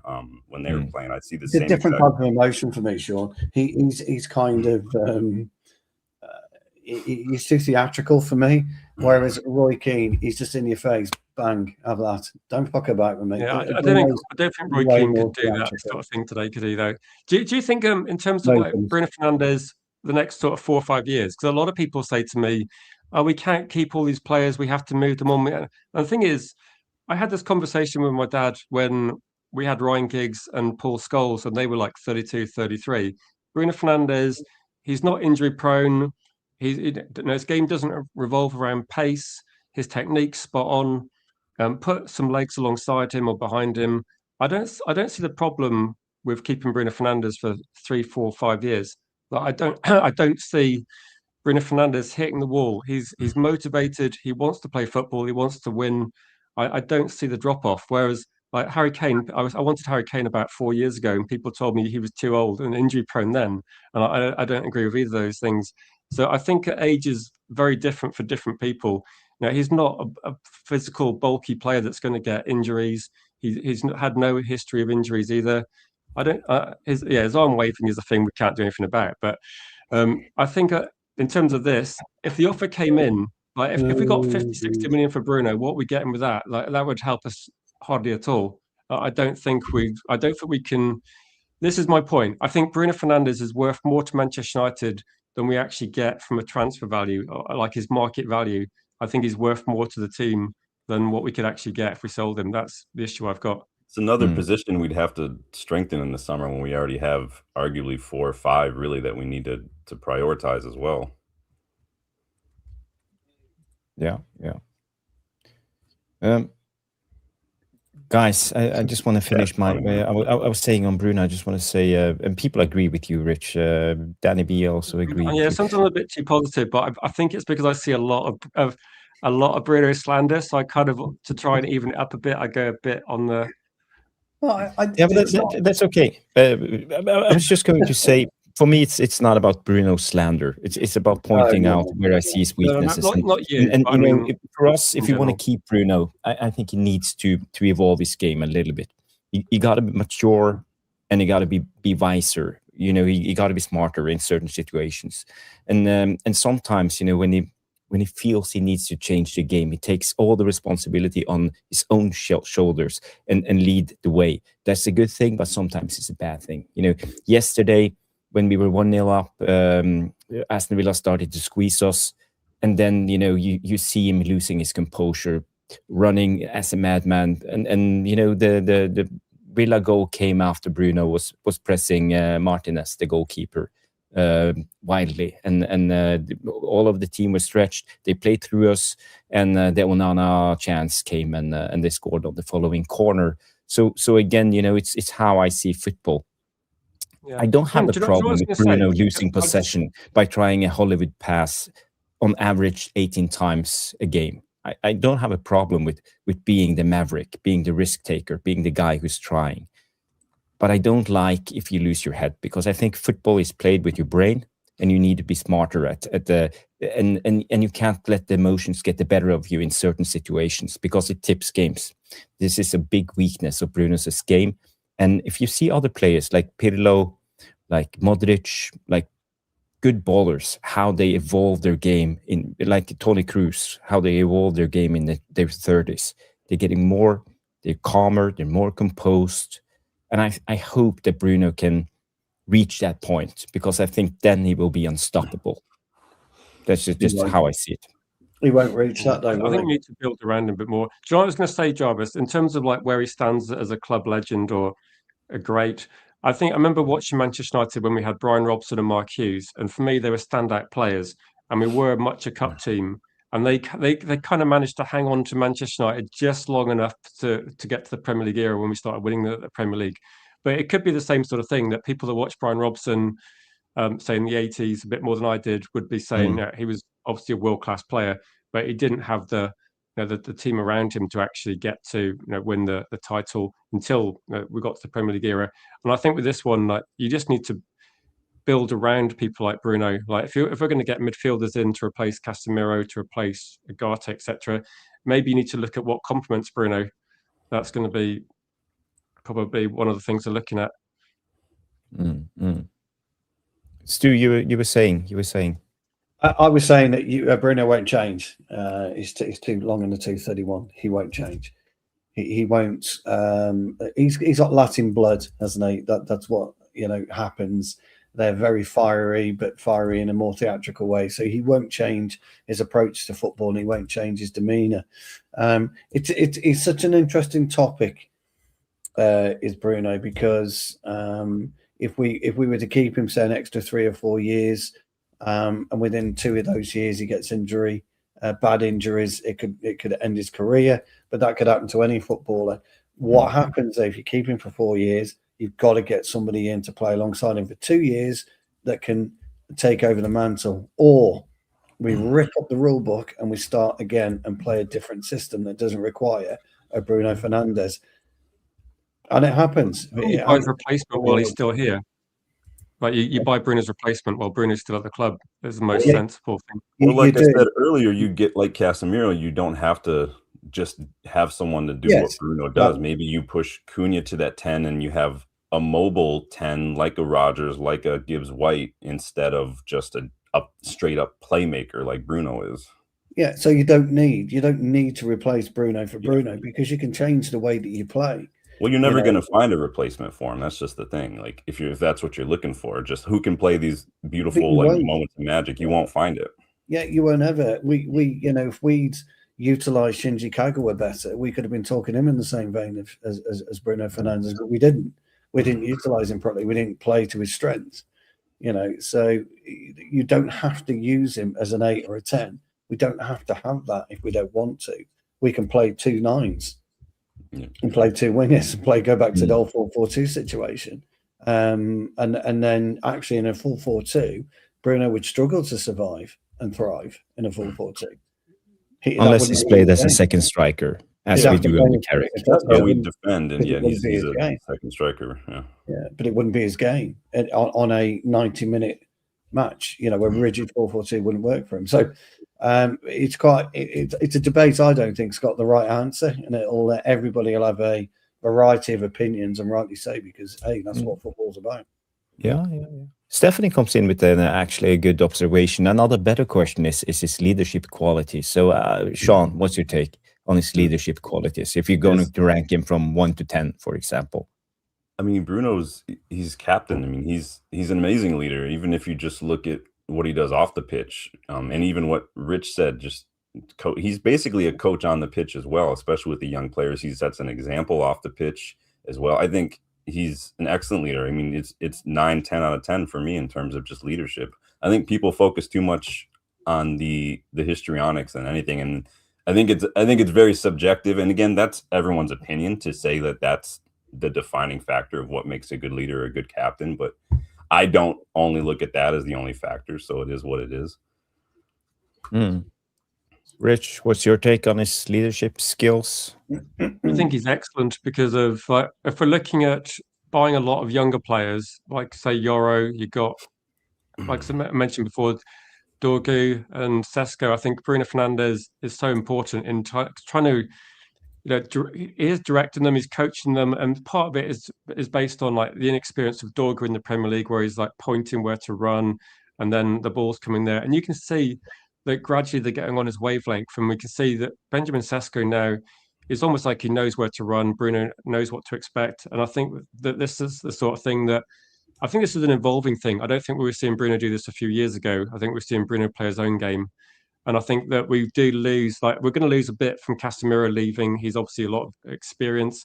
And I think we might lose it if Maguire left. That's a lot of experience, because I don't think De Ligt and Lissandro can be relied on. So I think it's one of these things that people just hate the body language, don't they? That's what it is. Like Bruno Fernandes is like Keane had anger, Bruno has frustration, and it's the same thing, but it's just a different personality. It looks different. So yeah, I think with this one, what you look at is, has Bruno ever given up on a game? Has he ever given up? And someone said on the sideline, he's a very passionate player, but also off the pitch, he's a natural leader, I think. So things like could Bruno evolve his game was a question. Like, who would have thought Ryan Giggs would be centre midfielder after playing on the wing for 15 years plus? And I think we've seen good players can evolve. I don't think Bruno Fernandes can be a 6. And I think the only person that thought that is now left. But he could do something else. He could play other positions. Yeah. I'd say compared to Maguire, a much better leader. Like Maguire had issues, I think, when he was captain. I think Bruno Fernandes is a different personality. And that's the cue for Stu. Better leader than Maguire? Big Harry? Different leader, I think. All I would say is leadership is really subjective, because you, as an individual, react differently to how people are with you and their persona. But if he's such a leader, then unfortunately he's tarnished himself in my eyes, because he's allowed certain elements to fester with players that have got managers sacked, and that's not a leader to me. A leader doesn't allow the dressing room to fall apart. And this has happened on 3 occasions. Ollie, Eric, Amrin. Leaders don't do that. Leaders don't allow that. You walk into any dressing room. And also Ragnick, if you count Ragnick. You walk into any dressing room that's got real strength, and I'm talking all our players, by the way. You've got Maguire will be culpable for that, all senior players. I'm not singling Bruno out here, but you're talking about leadership, and that's subjective. So if you're walking into a dressing room and you're allowing a manager to sink and fail right before your eyes, because that happens, trust me, right before your eyes, and you do nothing, or try to do nothing about it, then that doesn't. It's a difficult one for me to comprehend and swallow. Okay, so and that's how I define it. So I'm not having to go at Bruno again. I'm not having to go at Maguire. I'm having to go at the players as a collective. Now we've all heard certain things, certain elements. The Watford game when Ronaldo's coming, Ollie's come. At the end of his tenure, he knew he was getting sacked. Who else was in that dressing room at that time that allowed that to happen? And that's where I'm at with leadership, because I wouldn't allow it in our dressing room, and neither would a lot of the players that I've played with. We wouldn't allow it to happen. You go out there and you'd give everything, and we weren't doing that for a lot of times under Amorim, Ten Hag, Ollie, and Rannick. That's just how I see leadership. That's all. Yeah. As you said, it's my version. My version of leadership. Yeah. Guys, we are running out of time, so we just have to end this Bruno debate. But it was a very interesting debate, and I think we covered all the angles, and that was great. One more topic before we go to the Q&A. So I just want to do five minutes, so a quick round around the table with you guys, and this one came out with Marcus Rashford. Manchester United sources insist either Barcelona pay the 30 million euros buy option for Marcus Rashford, or he will return to Man United for pre-season. And United are not interested in negotiation of the fee. That's come from Manchester Evening News. So, guys, on this Rashford thing. Are Barcelona trying to hold us ransom yet again? And, knowing Marcus Rashford, I suspect that he could actually try to sit this out and just wait for another move for Barcelona and not negotiating with any other parties than Barcelona and trying to force us, because we know player power, trying to force us to bulge on the price so Barcelona can get a discount and he can play for the club of his dreams. So it worries me a little bit, but how should we solve this? I think it's a little bit paper talk, to be honest, my old mate. I think it's a done deal, the 30 million euros. I think Rashford takes a pay cut. I think everybody's happy. I think Barcelona get a good player, cheap. Rashford earns decent money, but actually stays where he wants to stay, Jarvis. I think it gets worked out. I don't see any problems. Okay, so you're not worried? No, I don't think so, mate. You trust Barcelona to play? You wouldn't trust any football club, would you? Probably Napoli is the only one you would trust, because their director, the owner, came out and said they were going to pay the 44 million. So, they've already said they're going to do it. Barcelona haven't got the money to piss about, really. Are you going to get somebody of Rashford's quality? And let's face it, he's a good footballer. 30 million euros, that's fucking dropping the ocean. I would say it's more of paper talk, to be honest, pal. Yeah. Rich, what's your take on Rashford? Should we just try to scare him and said, okay, if you're coming back, you're playing for the reserves 1 more year? I don't care. Should we play hardball? I think with this situation, I do agree with what Stu's saying a lot of it. I think that there was a few stories that Marcus Rashford was going to lower his salary anyway. So when they looked at the price of Marcus Rashford's salary, I think that Barcelona would end up paying less anyway. And I think the tax situation in Barcelona, or not Barcelona particularly, maybe when Messi was there, but recently the tax situation in Spain is a bit more favourable. So Rashford would keep more money anyway. So I think Rashford was going to lower his salary anyway. And I don't think we're talking about 26 million pounds, 30 million euros. It's where are you going to get a better player than Rashford for that sort of money? That it's going to happen, isn't it? It just seems stupid. I think Paris Saint-Germain, there's a story about them being interested. So I mean, if Rashford dreams of playing for Barcelona, there's not lots Man United can do. That if you hand out these contracts, this is what happens. Yeah, I agree. Sean. Yeah, I mean, it's not really anything we didn't already know, right? I mean, they have the option that was, and we don't want to budge. If they don't pay, somebody else will. So it's really up to them how badly they want him. So let him go. I think if I'm Barcelona, I'm more worried about whether or not we can even register him once he becomes an actual player than anything, because they're still trying to twist and turn and negotiate to get guys like Olmo and whatnot fully on board. I mean, literally, the president of La Liga is working with the court system to try to get Barcelona not be able to do these things. So they've got their own problems. Yeah. And Olmo was worth, what did they pay, 60 or 70 million quid for him? And he's hardly played because of this issue, has he? So he's played he was playing the other day in Champions League. He did play the other day. He got the penalty, didn't he? But it's because they keep getting extensions on having to prove of money and stuff. So they keep getting these extensions. Yeah, it's crazy what's going on there, and absolutely nuts. No, that club is a joke. They'll just, have a couple more weddings and bar mitzvahs at the new camp, and they can pay for it. It's fine. The problem is, the funny thing, I know, Jarvis, we need to move on for the Q&A, but the funny thing is, and you made the point about the tax, Messi single-handedly bankrupted Barcelona. It was him. He single-handedly bankrupted them. Yeah. Griezmann, too. They were paying Griezmann a ton. They're paying him almost $1 million a week, weren't they? You're right. I never understood. You don't need to pay your players that much to come to Barcelona. You're Barcelona. They'll play for free. Honestly, a lot of them, like, it's Barcelona, but whatever. Right, yeah. Not my club, not my problem, is what I say. So, mate, yeah, totally agree. Yeah. Okay, guys, that ends the Rashford debate. It's time for Q&A. So, guys, get your questions in. We have 15 minutes before we have to wrap up the show. So, if you have any questions for the panel, Stu will do them, and I will put Stu in the hot seat.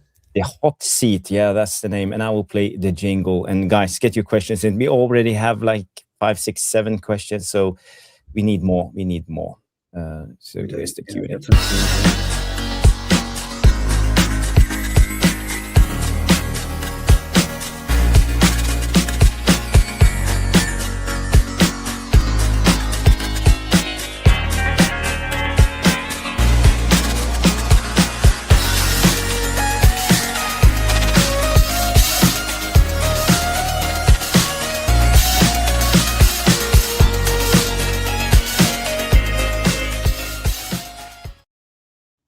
Tell you what, dude, we look young in that intro, don't we?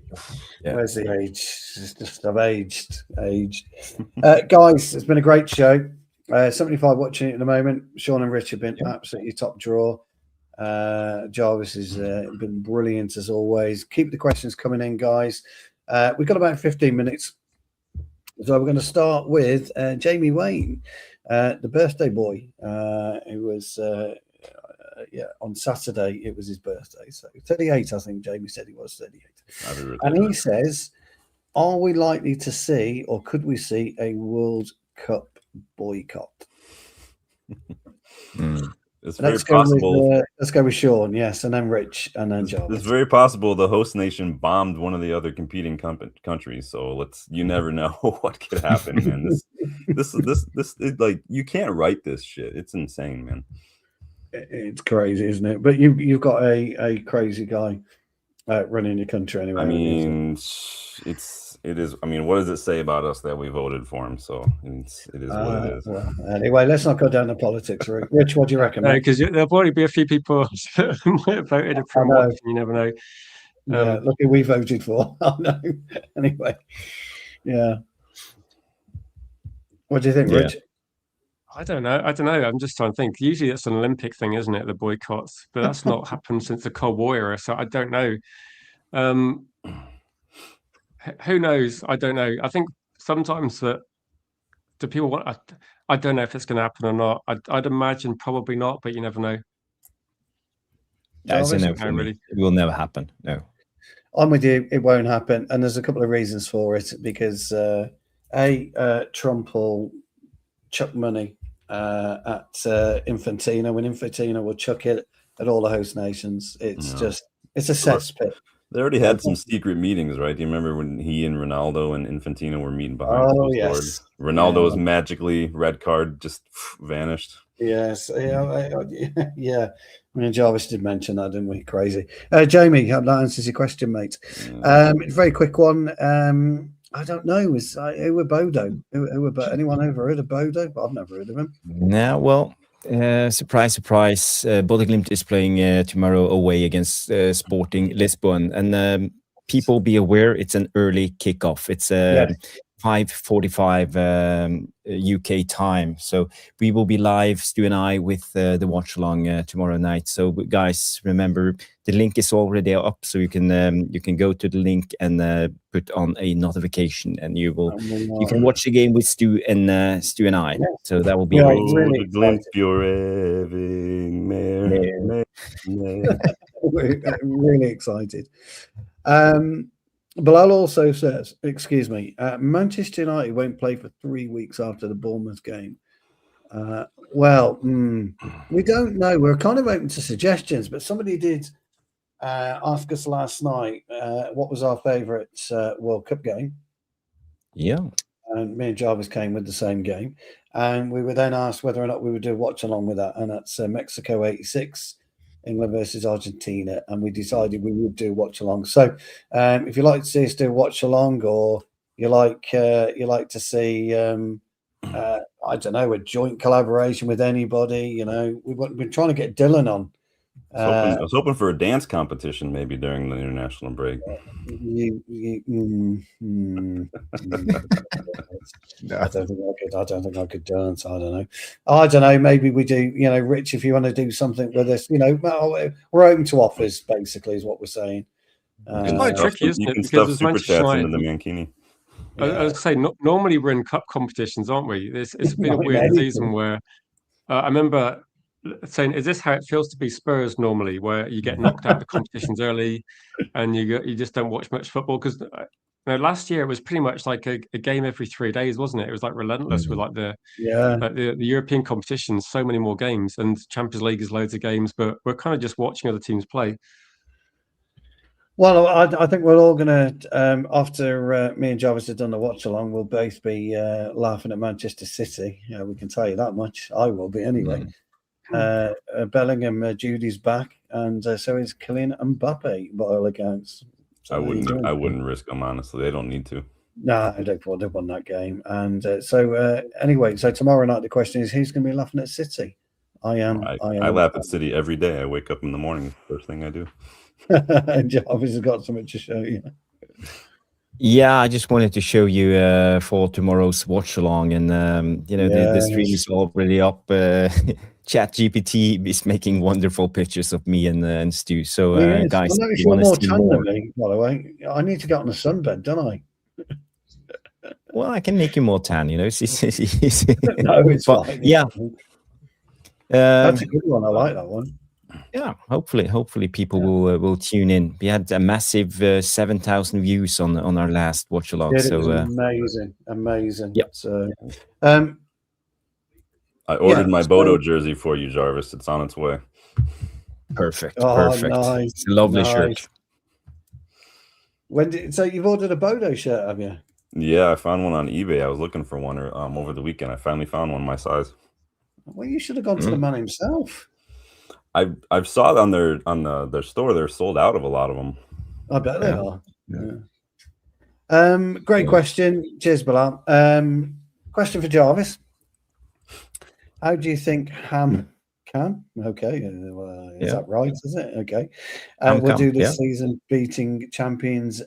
Is it Viking or is it Viking or is it? How do you pronounce that? Yes, Viking. Yeah, Viking. This weekend, Viking. And how many will Glimt score tomorrow? Bodø/Glimt will definitely score tomorrow. They are 3-0 up from the first game. It will be a tough game.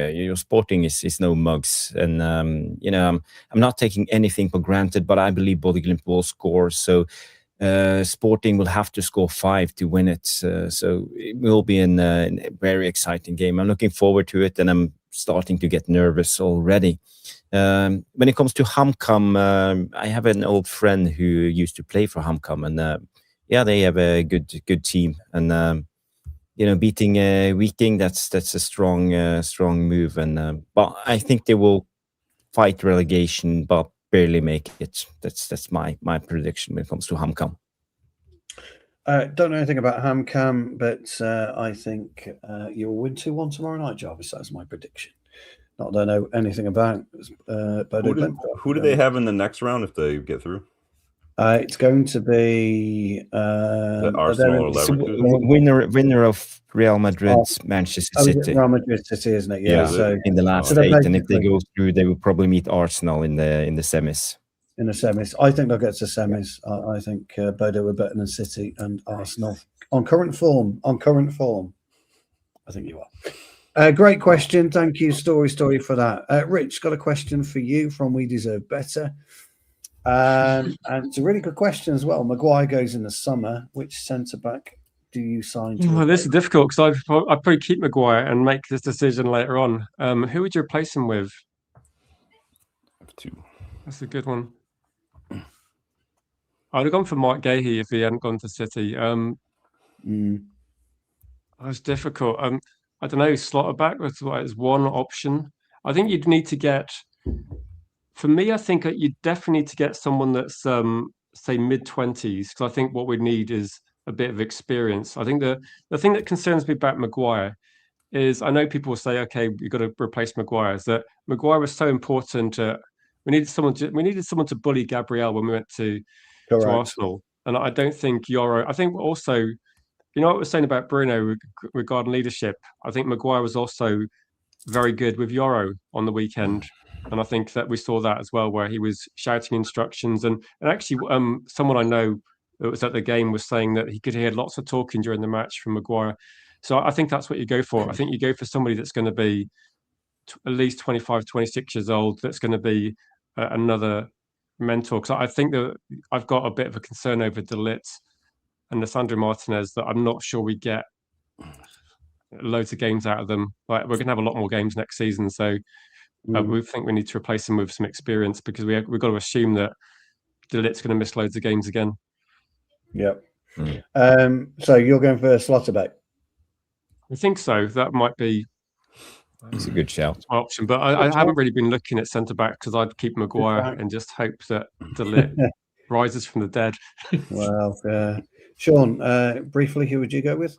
I'm going for a guy who's going to be entering the final year of his contract. He ticks all those boxes that Rich just mentioned. He's actually pretty good on the long ball, just like Maguire, and that's going to be Jan-Paul van Hecke at Brighton.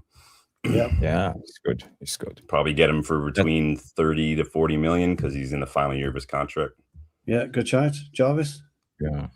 Yeah, I rate Marco Senesi, the Argentinian guy. He's left-footed, and this is why I would like him. I think we need more left-footers in a back four. So Senesi is the obvious choice for me.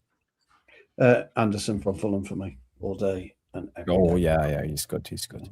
Brilliant centre. Great question. I like those questions. Really good question.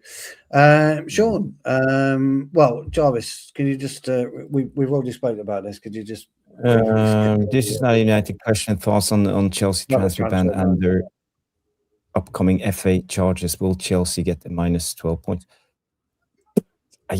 Sean, this is for you, or Rich. Maybe you guys know anything about this. As far as I've seen, no points deduction, just the fine. So that's pretty much it, and then the ban, I think. Well, they're under investigation as well by the FA, aren't they? Oh yeah, they've got the 74 one. I mean, we don't know what's going on with that. We don't know. You're gonna have to wait till someone like Kieran Maguire or Stephen Borson comes on and talks about it somewhere. Yeah. Okay. Good question, though, Yala. Right. The basis. Yeah. How do you see Carrick setting up the team against Bournemouth when Mbeumo has been poor? Absolutely, we pointed that out last night. Does he bench Mbeumo or Sesko, or doesn't he break anything that can't be fixed? I floated it, didn't I, yesterday, Jarvis, about Mbeumo? Yeah. So anyway, how would you? I would start Mbeumo, mainly because I think he works hard, and I think it works really well with starting in Mbeumo and having Sesko as the super sub coming on and scoring the goals. Will be a tough game against Bournemouth. They press really high and hard. So I think we need players with a higher work rate against Bournemouth. So for me, Mbeumo is the obvious choice. Yeah, Rich. I think you keep what's working, like Benjamin Sesko. I don't think he's going to be as effective in the first sort of 30 minutes. Do you remember how we played against Arsenal, where we didn't really touch the ball for 25 minutes? And I think sometimes against Aston Villa as well, it's about not doing anything stupid in the first 20, 25 minutes.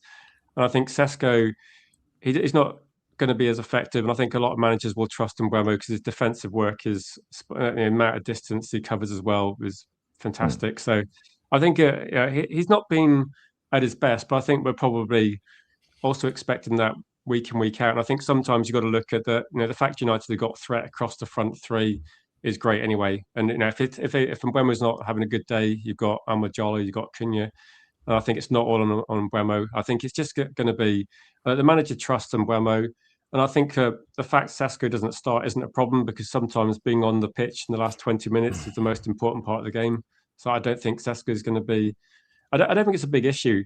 I think the only issue we got really is we play one game every month, it seems. So there's not a lot of starting opportunities for Sesko, is there? So he's going to want to get more minutes, I'm sure. Yeah, and Sean, just your thoughts on that?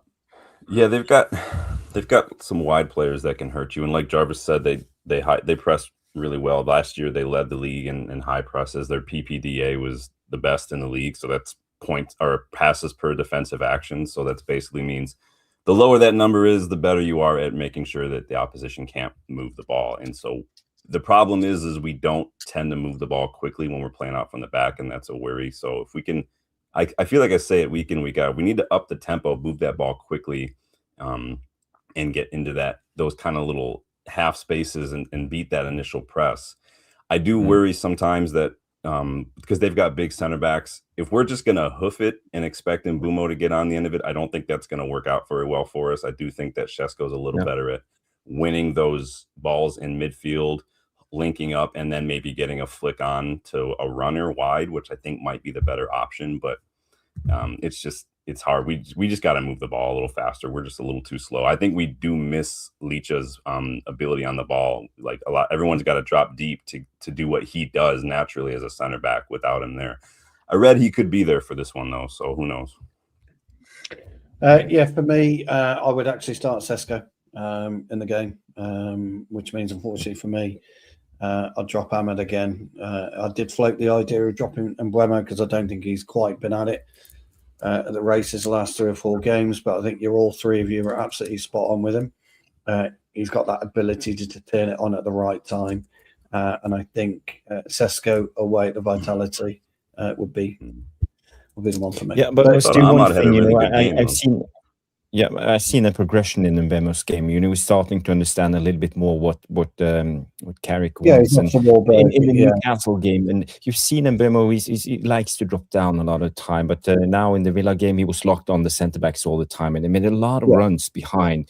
So he managed to stretch them a little bit. And we know that Villa plays with a high line, so maybe it's just the Villa game. But I hope I could see more of that type of Mbeumo, locking himself down on the centre back, pushing high, being that type of player, not dropping down all the time. As long as he understands that role, for me, we should just keep on playing because he creates so much for the other players. He makes sacrificial runs all the time, and it doesn't show on TV, but I know it's so important for the others. It should be a good game. I'm looking forward to it. Bournemouth are a good side. It'll be really interesting. Friday night, we haven't played on Friday night for a long, long time. They don't score a lot of goals, though, do they? They've had like not a goal threat this year. No, but they. We thought that at Old Trafford, didn't we? Yeah, they had some money there, didn't they? That was the game where we drew 4-4, and nuts, you have to give a lot of credit to Lammers for stopping a few good shots. It could have been like 6-4. Yeah, it's crazy. Great question. Thank you for that. Stephanie, we got 2 questions to go, lads. Or we got 3. We got one more. Okay, let's have a quick look. Just a couple more to go. Right. Stephanie said, who out of the panel would win Mastermind on specialist subject Manchester United? I don't know what that means. Is that a TV show or something? So Mastermind is, your specialist subject would be Manchester United, but I think you would have to probably pick an era. So I would win if it was the 70s for definite. Yeah, I might struggle on that one. I'd probably win if it was like Eric Cantona based or like Mark Hughes or something. I think it's difficult, isn't it? It's such an open-ended subject, but there's so much. Like, there's some things that I just like, which players we signed from where, or I don't really. There's some things I don't pay attention to.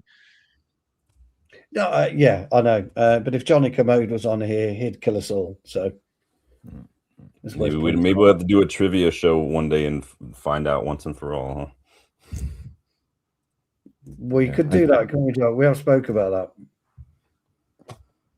I wouldn't win it anyway. I think for me, I think Rich would be the guy who wins it. Yeah. I don't know. I will point one thing out though. Your knowledge and the history of the club does not make you any more of a supporter than somebody who doesn't have the knowledge of a club. It's worth pointing that out. It is. Yeah. My by the way, Sean, I think a Mastermind is called the $64 million question. It was a show that went on in the US, but you never heard about that one either. No, he's totally he's glazed over. My specialist subject would be Adidas guys. I will probably win that one. What else have we got? When is Dorgu back? Very short answer. We don't know.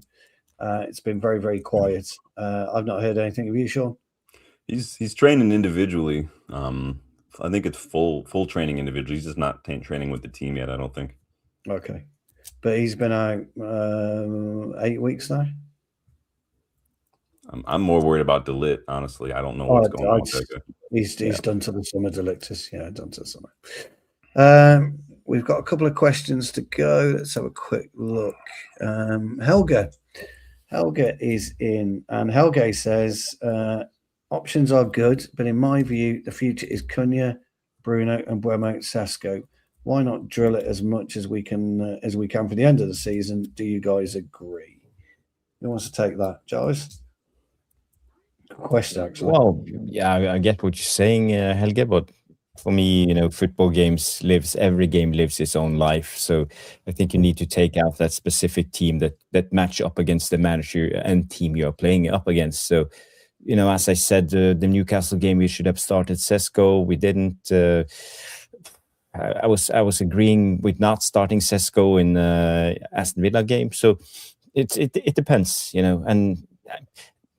and anyway, you need a squad. If strong 11 doesn't win you a league, you need at least 16, 17 good players who knows how the team works and know how to play together. So yeah, I'm okay with us with Carrick swapping players around. Yeah, I do love that phrase. Every game lives its own life. You heard that here first.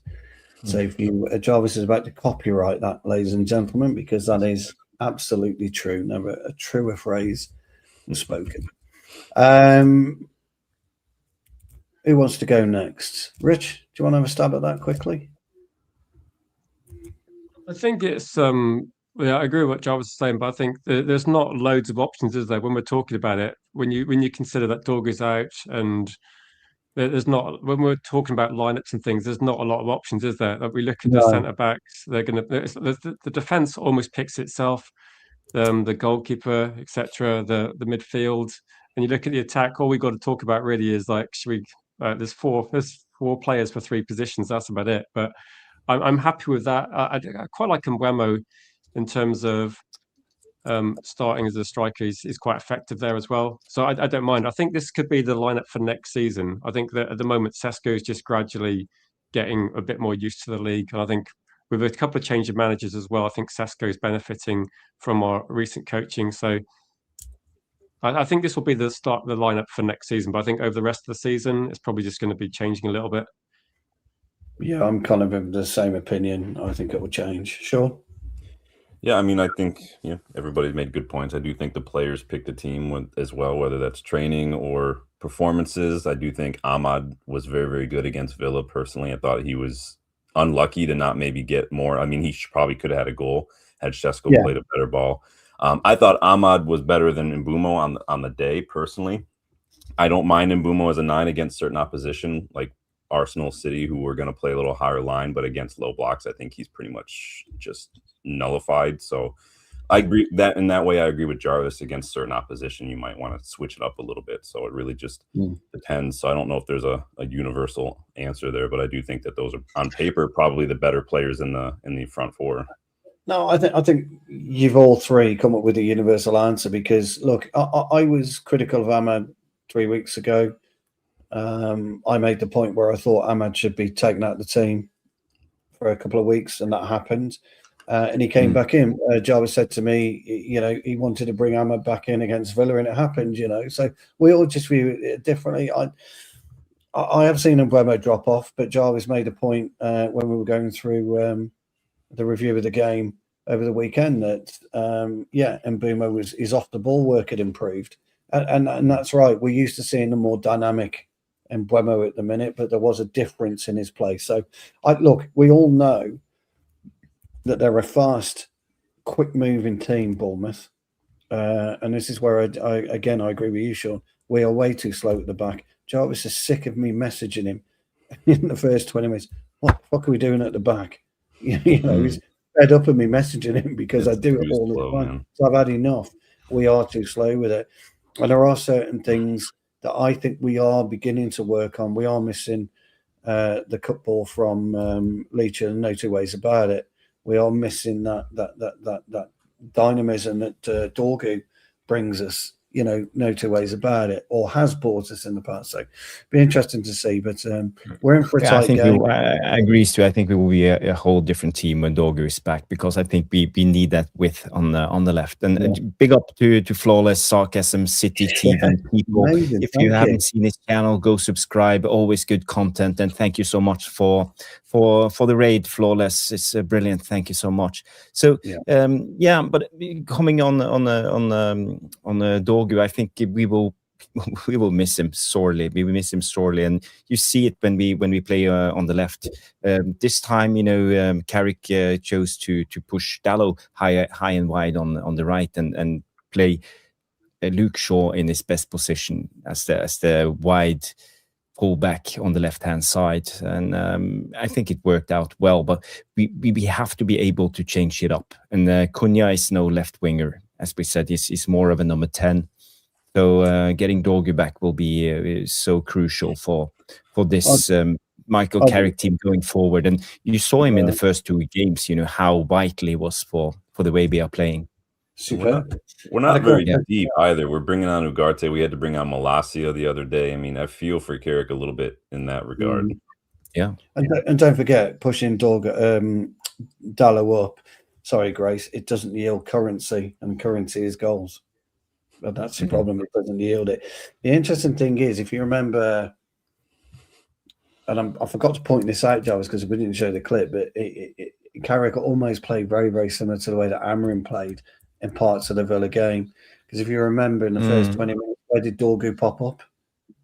He popped up right in the corner of the pretty much the 6-yard box, and skied it yet again that he did the 4 times that Amorim got him in. And that was really quite interesting to me. So, yeah, great question. Really enjoyed that. By the way, so I have that clip if you care to look at it. Yeah, it's the Dorgu. No, the Dalot calamity yet again. His finish is not the best. No. So the ball comes over here from again. How many times under Amorim did he find himself in that position? At least 4 times, and that's the first time he's done it under Carrick. I'm not saying Carrick was. Dalot can do 99 things right between his own box and the opposition box, but that 100th thing is always that ball right there. And it's just he did the same exact thing against West Ham that got Ten Hag sacked. A sitter.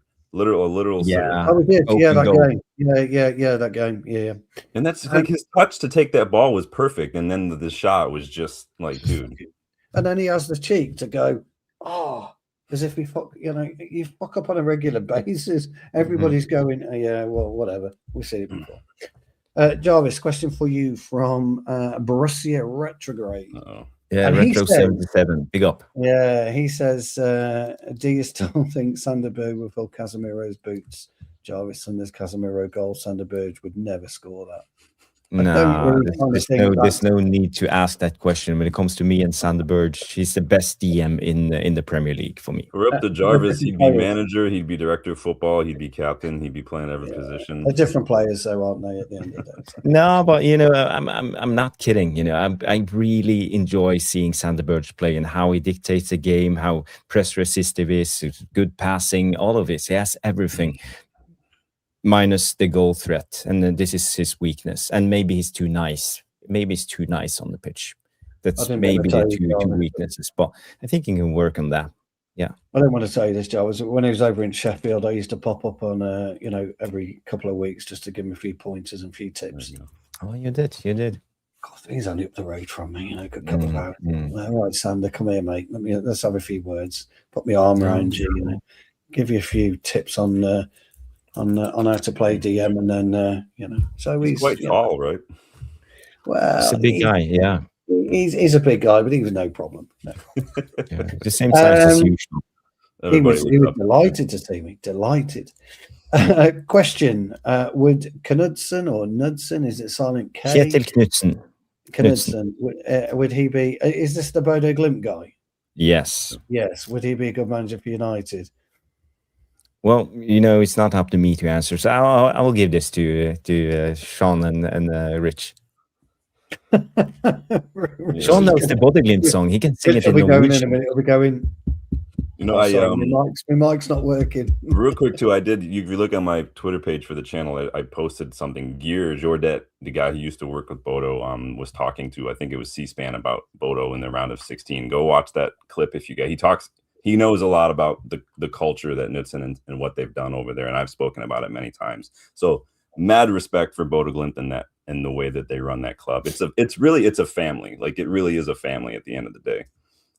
So that aspect of what they've done, yes, I think that will be good for United. I don't know do you think you'd be able to handle the pressure of United, the scope, the stature of a club like United, and the pressure that comes with that? Because you're in a fishbowl that's also a pressure cooker 24/7 at United. Just nothing is hidden, and it's constant pressure over and over again. So that's Jarvis would know more than me about that. But those are the things you have to consider. But I do respect what they've done at Bodo. I think that's a spectacular club.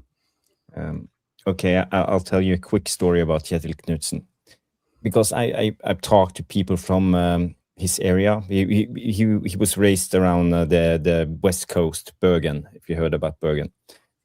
So when he was 12, he coached his own local team when he was 12. And he was known for being extremely harsh and knowing what to do and what to expect from every player when he was 12. Because I spoke to people who knew him when he was younger. So again, I think his character, I think he's a difficult guy to work with. And he wants it his way, and he's very stubborn. He wouldn't work with Man United. I think they need a yes man, a guy who will come in and do as told. That's not Kjetil Knudsen. So to be honest, he wouldn't be a good manager for Man United. And it's not because of Kjetil Knudsen. It's because of Man United. Yeah. My opinion is there's a problem here, because he is in a goldfish bowl anyway. Right now, everyone's talking about Bodo Glimt. They're not talking about City, Real Madrid. Yeah. They're looking at the Bodo Glimt story. So a good test, huh? Yeah, and I actually think that the way that he's conducted himself, in as much as you don't hear from him in the media, they're out and doing warm weather training all the time out in Spain. They're living in Spain, so because they're playing quite constantly. He's developed a way of working with this current squad of players, and he's getting the very, very best out of his current squad of players. Could he do that in a Serie A? Could he do that in a Championship? Could he do it in the Premier League? I really do believe he could, yeah. But could he do it at Manchester United, Liverpool, Arsenal, or whatever? There are certain clubs, and I'm with you on this, Sean, that whatever you do, you cannot prepare yourself for the immediate spotlight that hits you. Senator Lamens, in his interview yesterday or the day before, was quite clear, and it was a very simple question. He said he had something like 17,000 Instagram followers. 24 hours later, after signing for United, it was almost 1 million, and he couldn't quite work out what had happened. He didn't get it. Now, I'm not saying Knudsen Jarvis couldn't deal with that, because that's a very weak example, but also a pointing example about the draw of Manchester United away. If whatever happens between now and the Champions League final, wherever Bodo fall or don't fall, he will forever be remembered, this guy, as a manager that can deliver at the very highest level with a very small, inexperienced squad of footballers. And I don't think you can deny that at any level that you manage. And that's my take on it. So that doesn't really answer anybody's question, I know, but I think it's a more complicated question than it sounds. Yeah, but it's hugely complicated as well. The thing is, Kjetil Knudsen, he takes no prisoners. He's very, very stubborn when it comes to his way. And you know, people ask the question, why is Bodo that good? You know, why are everybody on board with Kjetil Knudsen and his way? Why are they playing as a team? And it's because he's so freaking stubborn. You know, it's his way or you're out. He's taking no prisoners. It's like Fergie did in his days at Man United.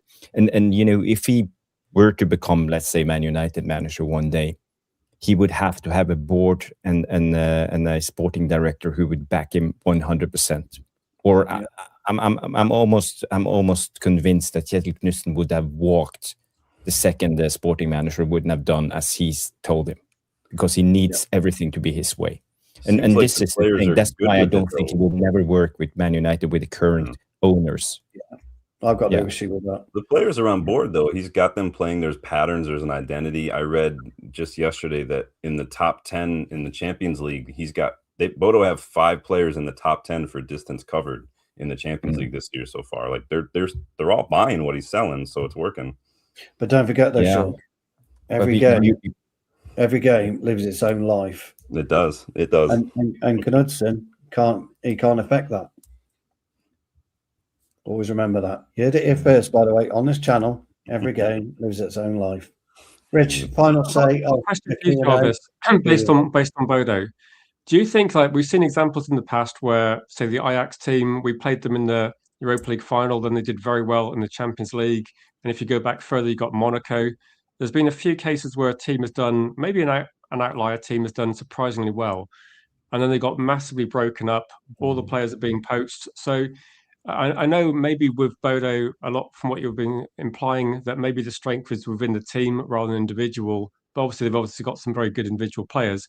Do you think there's a danger for Bodo that they're in the shop window now, not just the manager we're talking about, but all the players? And when it comes to the end of the season, if they go on, I don't know how far they're going to go, but is there a danger they're going to be completely dismantled and pillaged by other bigger teams? Because we saw it happen with Monaco, where they lost I think they lost 7 first-team players in one window.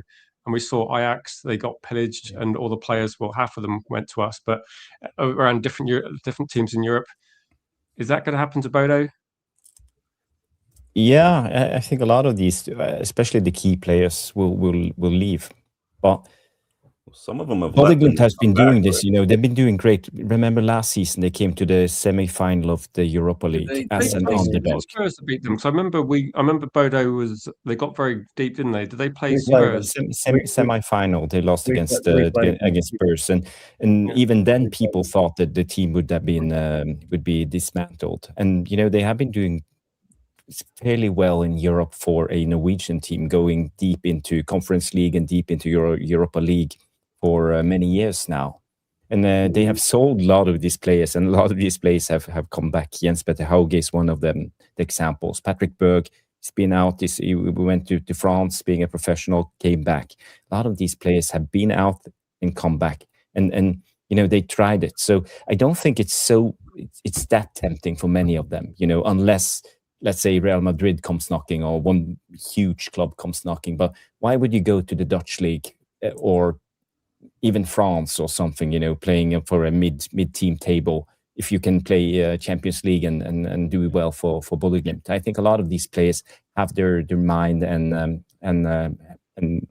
mindset in the right place. It's not just about money. And compared on a Norwegian salary, a lot of these players, they make good money. They make really good money. So it's a good point though from Rich, because you're forgetting the Marseille team as well that went deep back in the 90s.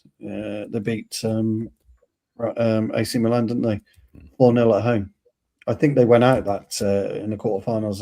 Jean-Pierre Papa, striker. They were good. So there has been teams, but you better claim, they're one of those that still do it. So that's a good question, though. But I'm with Jarvis. I don't think they're likely to get broken up.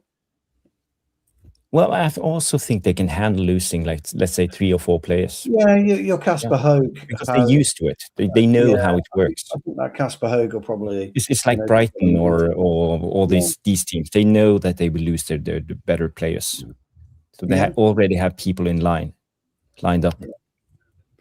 Ladies and gentlemen, that is it for the Q&A. I've handed back over to my old mate, the legend that is Jarvis C. And we'll close out the show.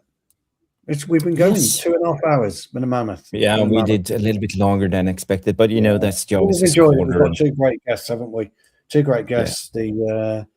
The chat's been off the hook as well. So no, it's always good, and it's flown by tonight. Really, it's not been a long show. No, it hasn't. It's been a great show, and I also want to thank everybody for tuning in. I want to thank Rich. I want to thank Sean, United versus everybody, and Red Devil United people. Go subscribe to their channels if you haven't. And I just want to remind everybody, tomorrow it's an early kickoff. It's 5:45 UK time. We will go live 5 minutes before kickoff, and Stu and I will do the watch along Bodø/Glimt Sporting Bodø/Glimt. That's on tomorrow. So just go to that one and set your notification. And I just want to thank everybody for their comments and being a part of the show. And we will be back tomorrow night or tomorrow evening or whatever it's called. Tomorrow tea time, everybody. Come and join us. Rich, if you're around and you want to join us, or anyone wants to join us, just feel free. Yeah.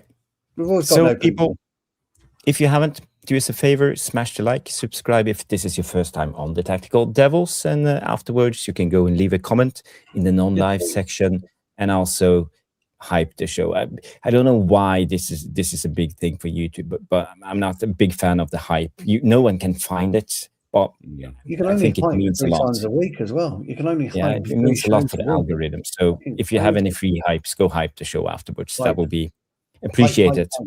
Hype. Yes. So we will see you tomorrow night on the Bodø/Glimt Sporting Watch Along. Everybody have a good night, and we will see you on the next. Bye bye.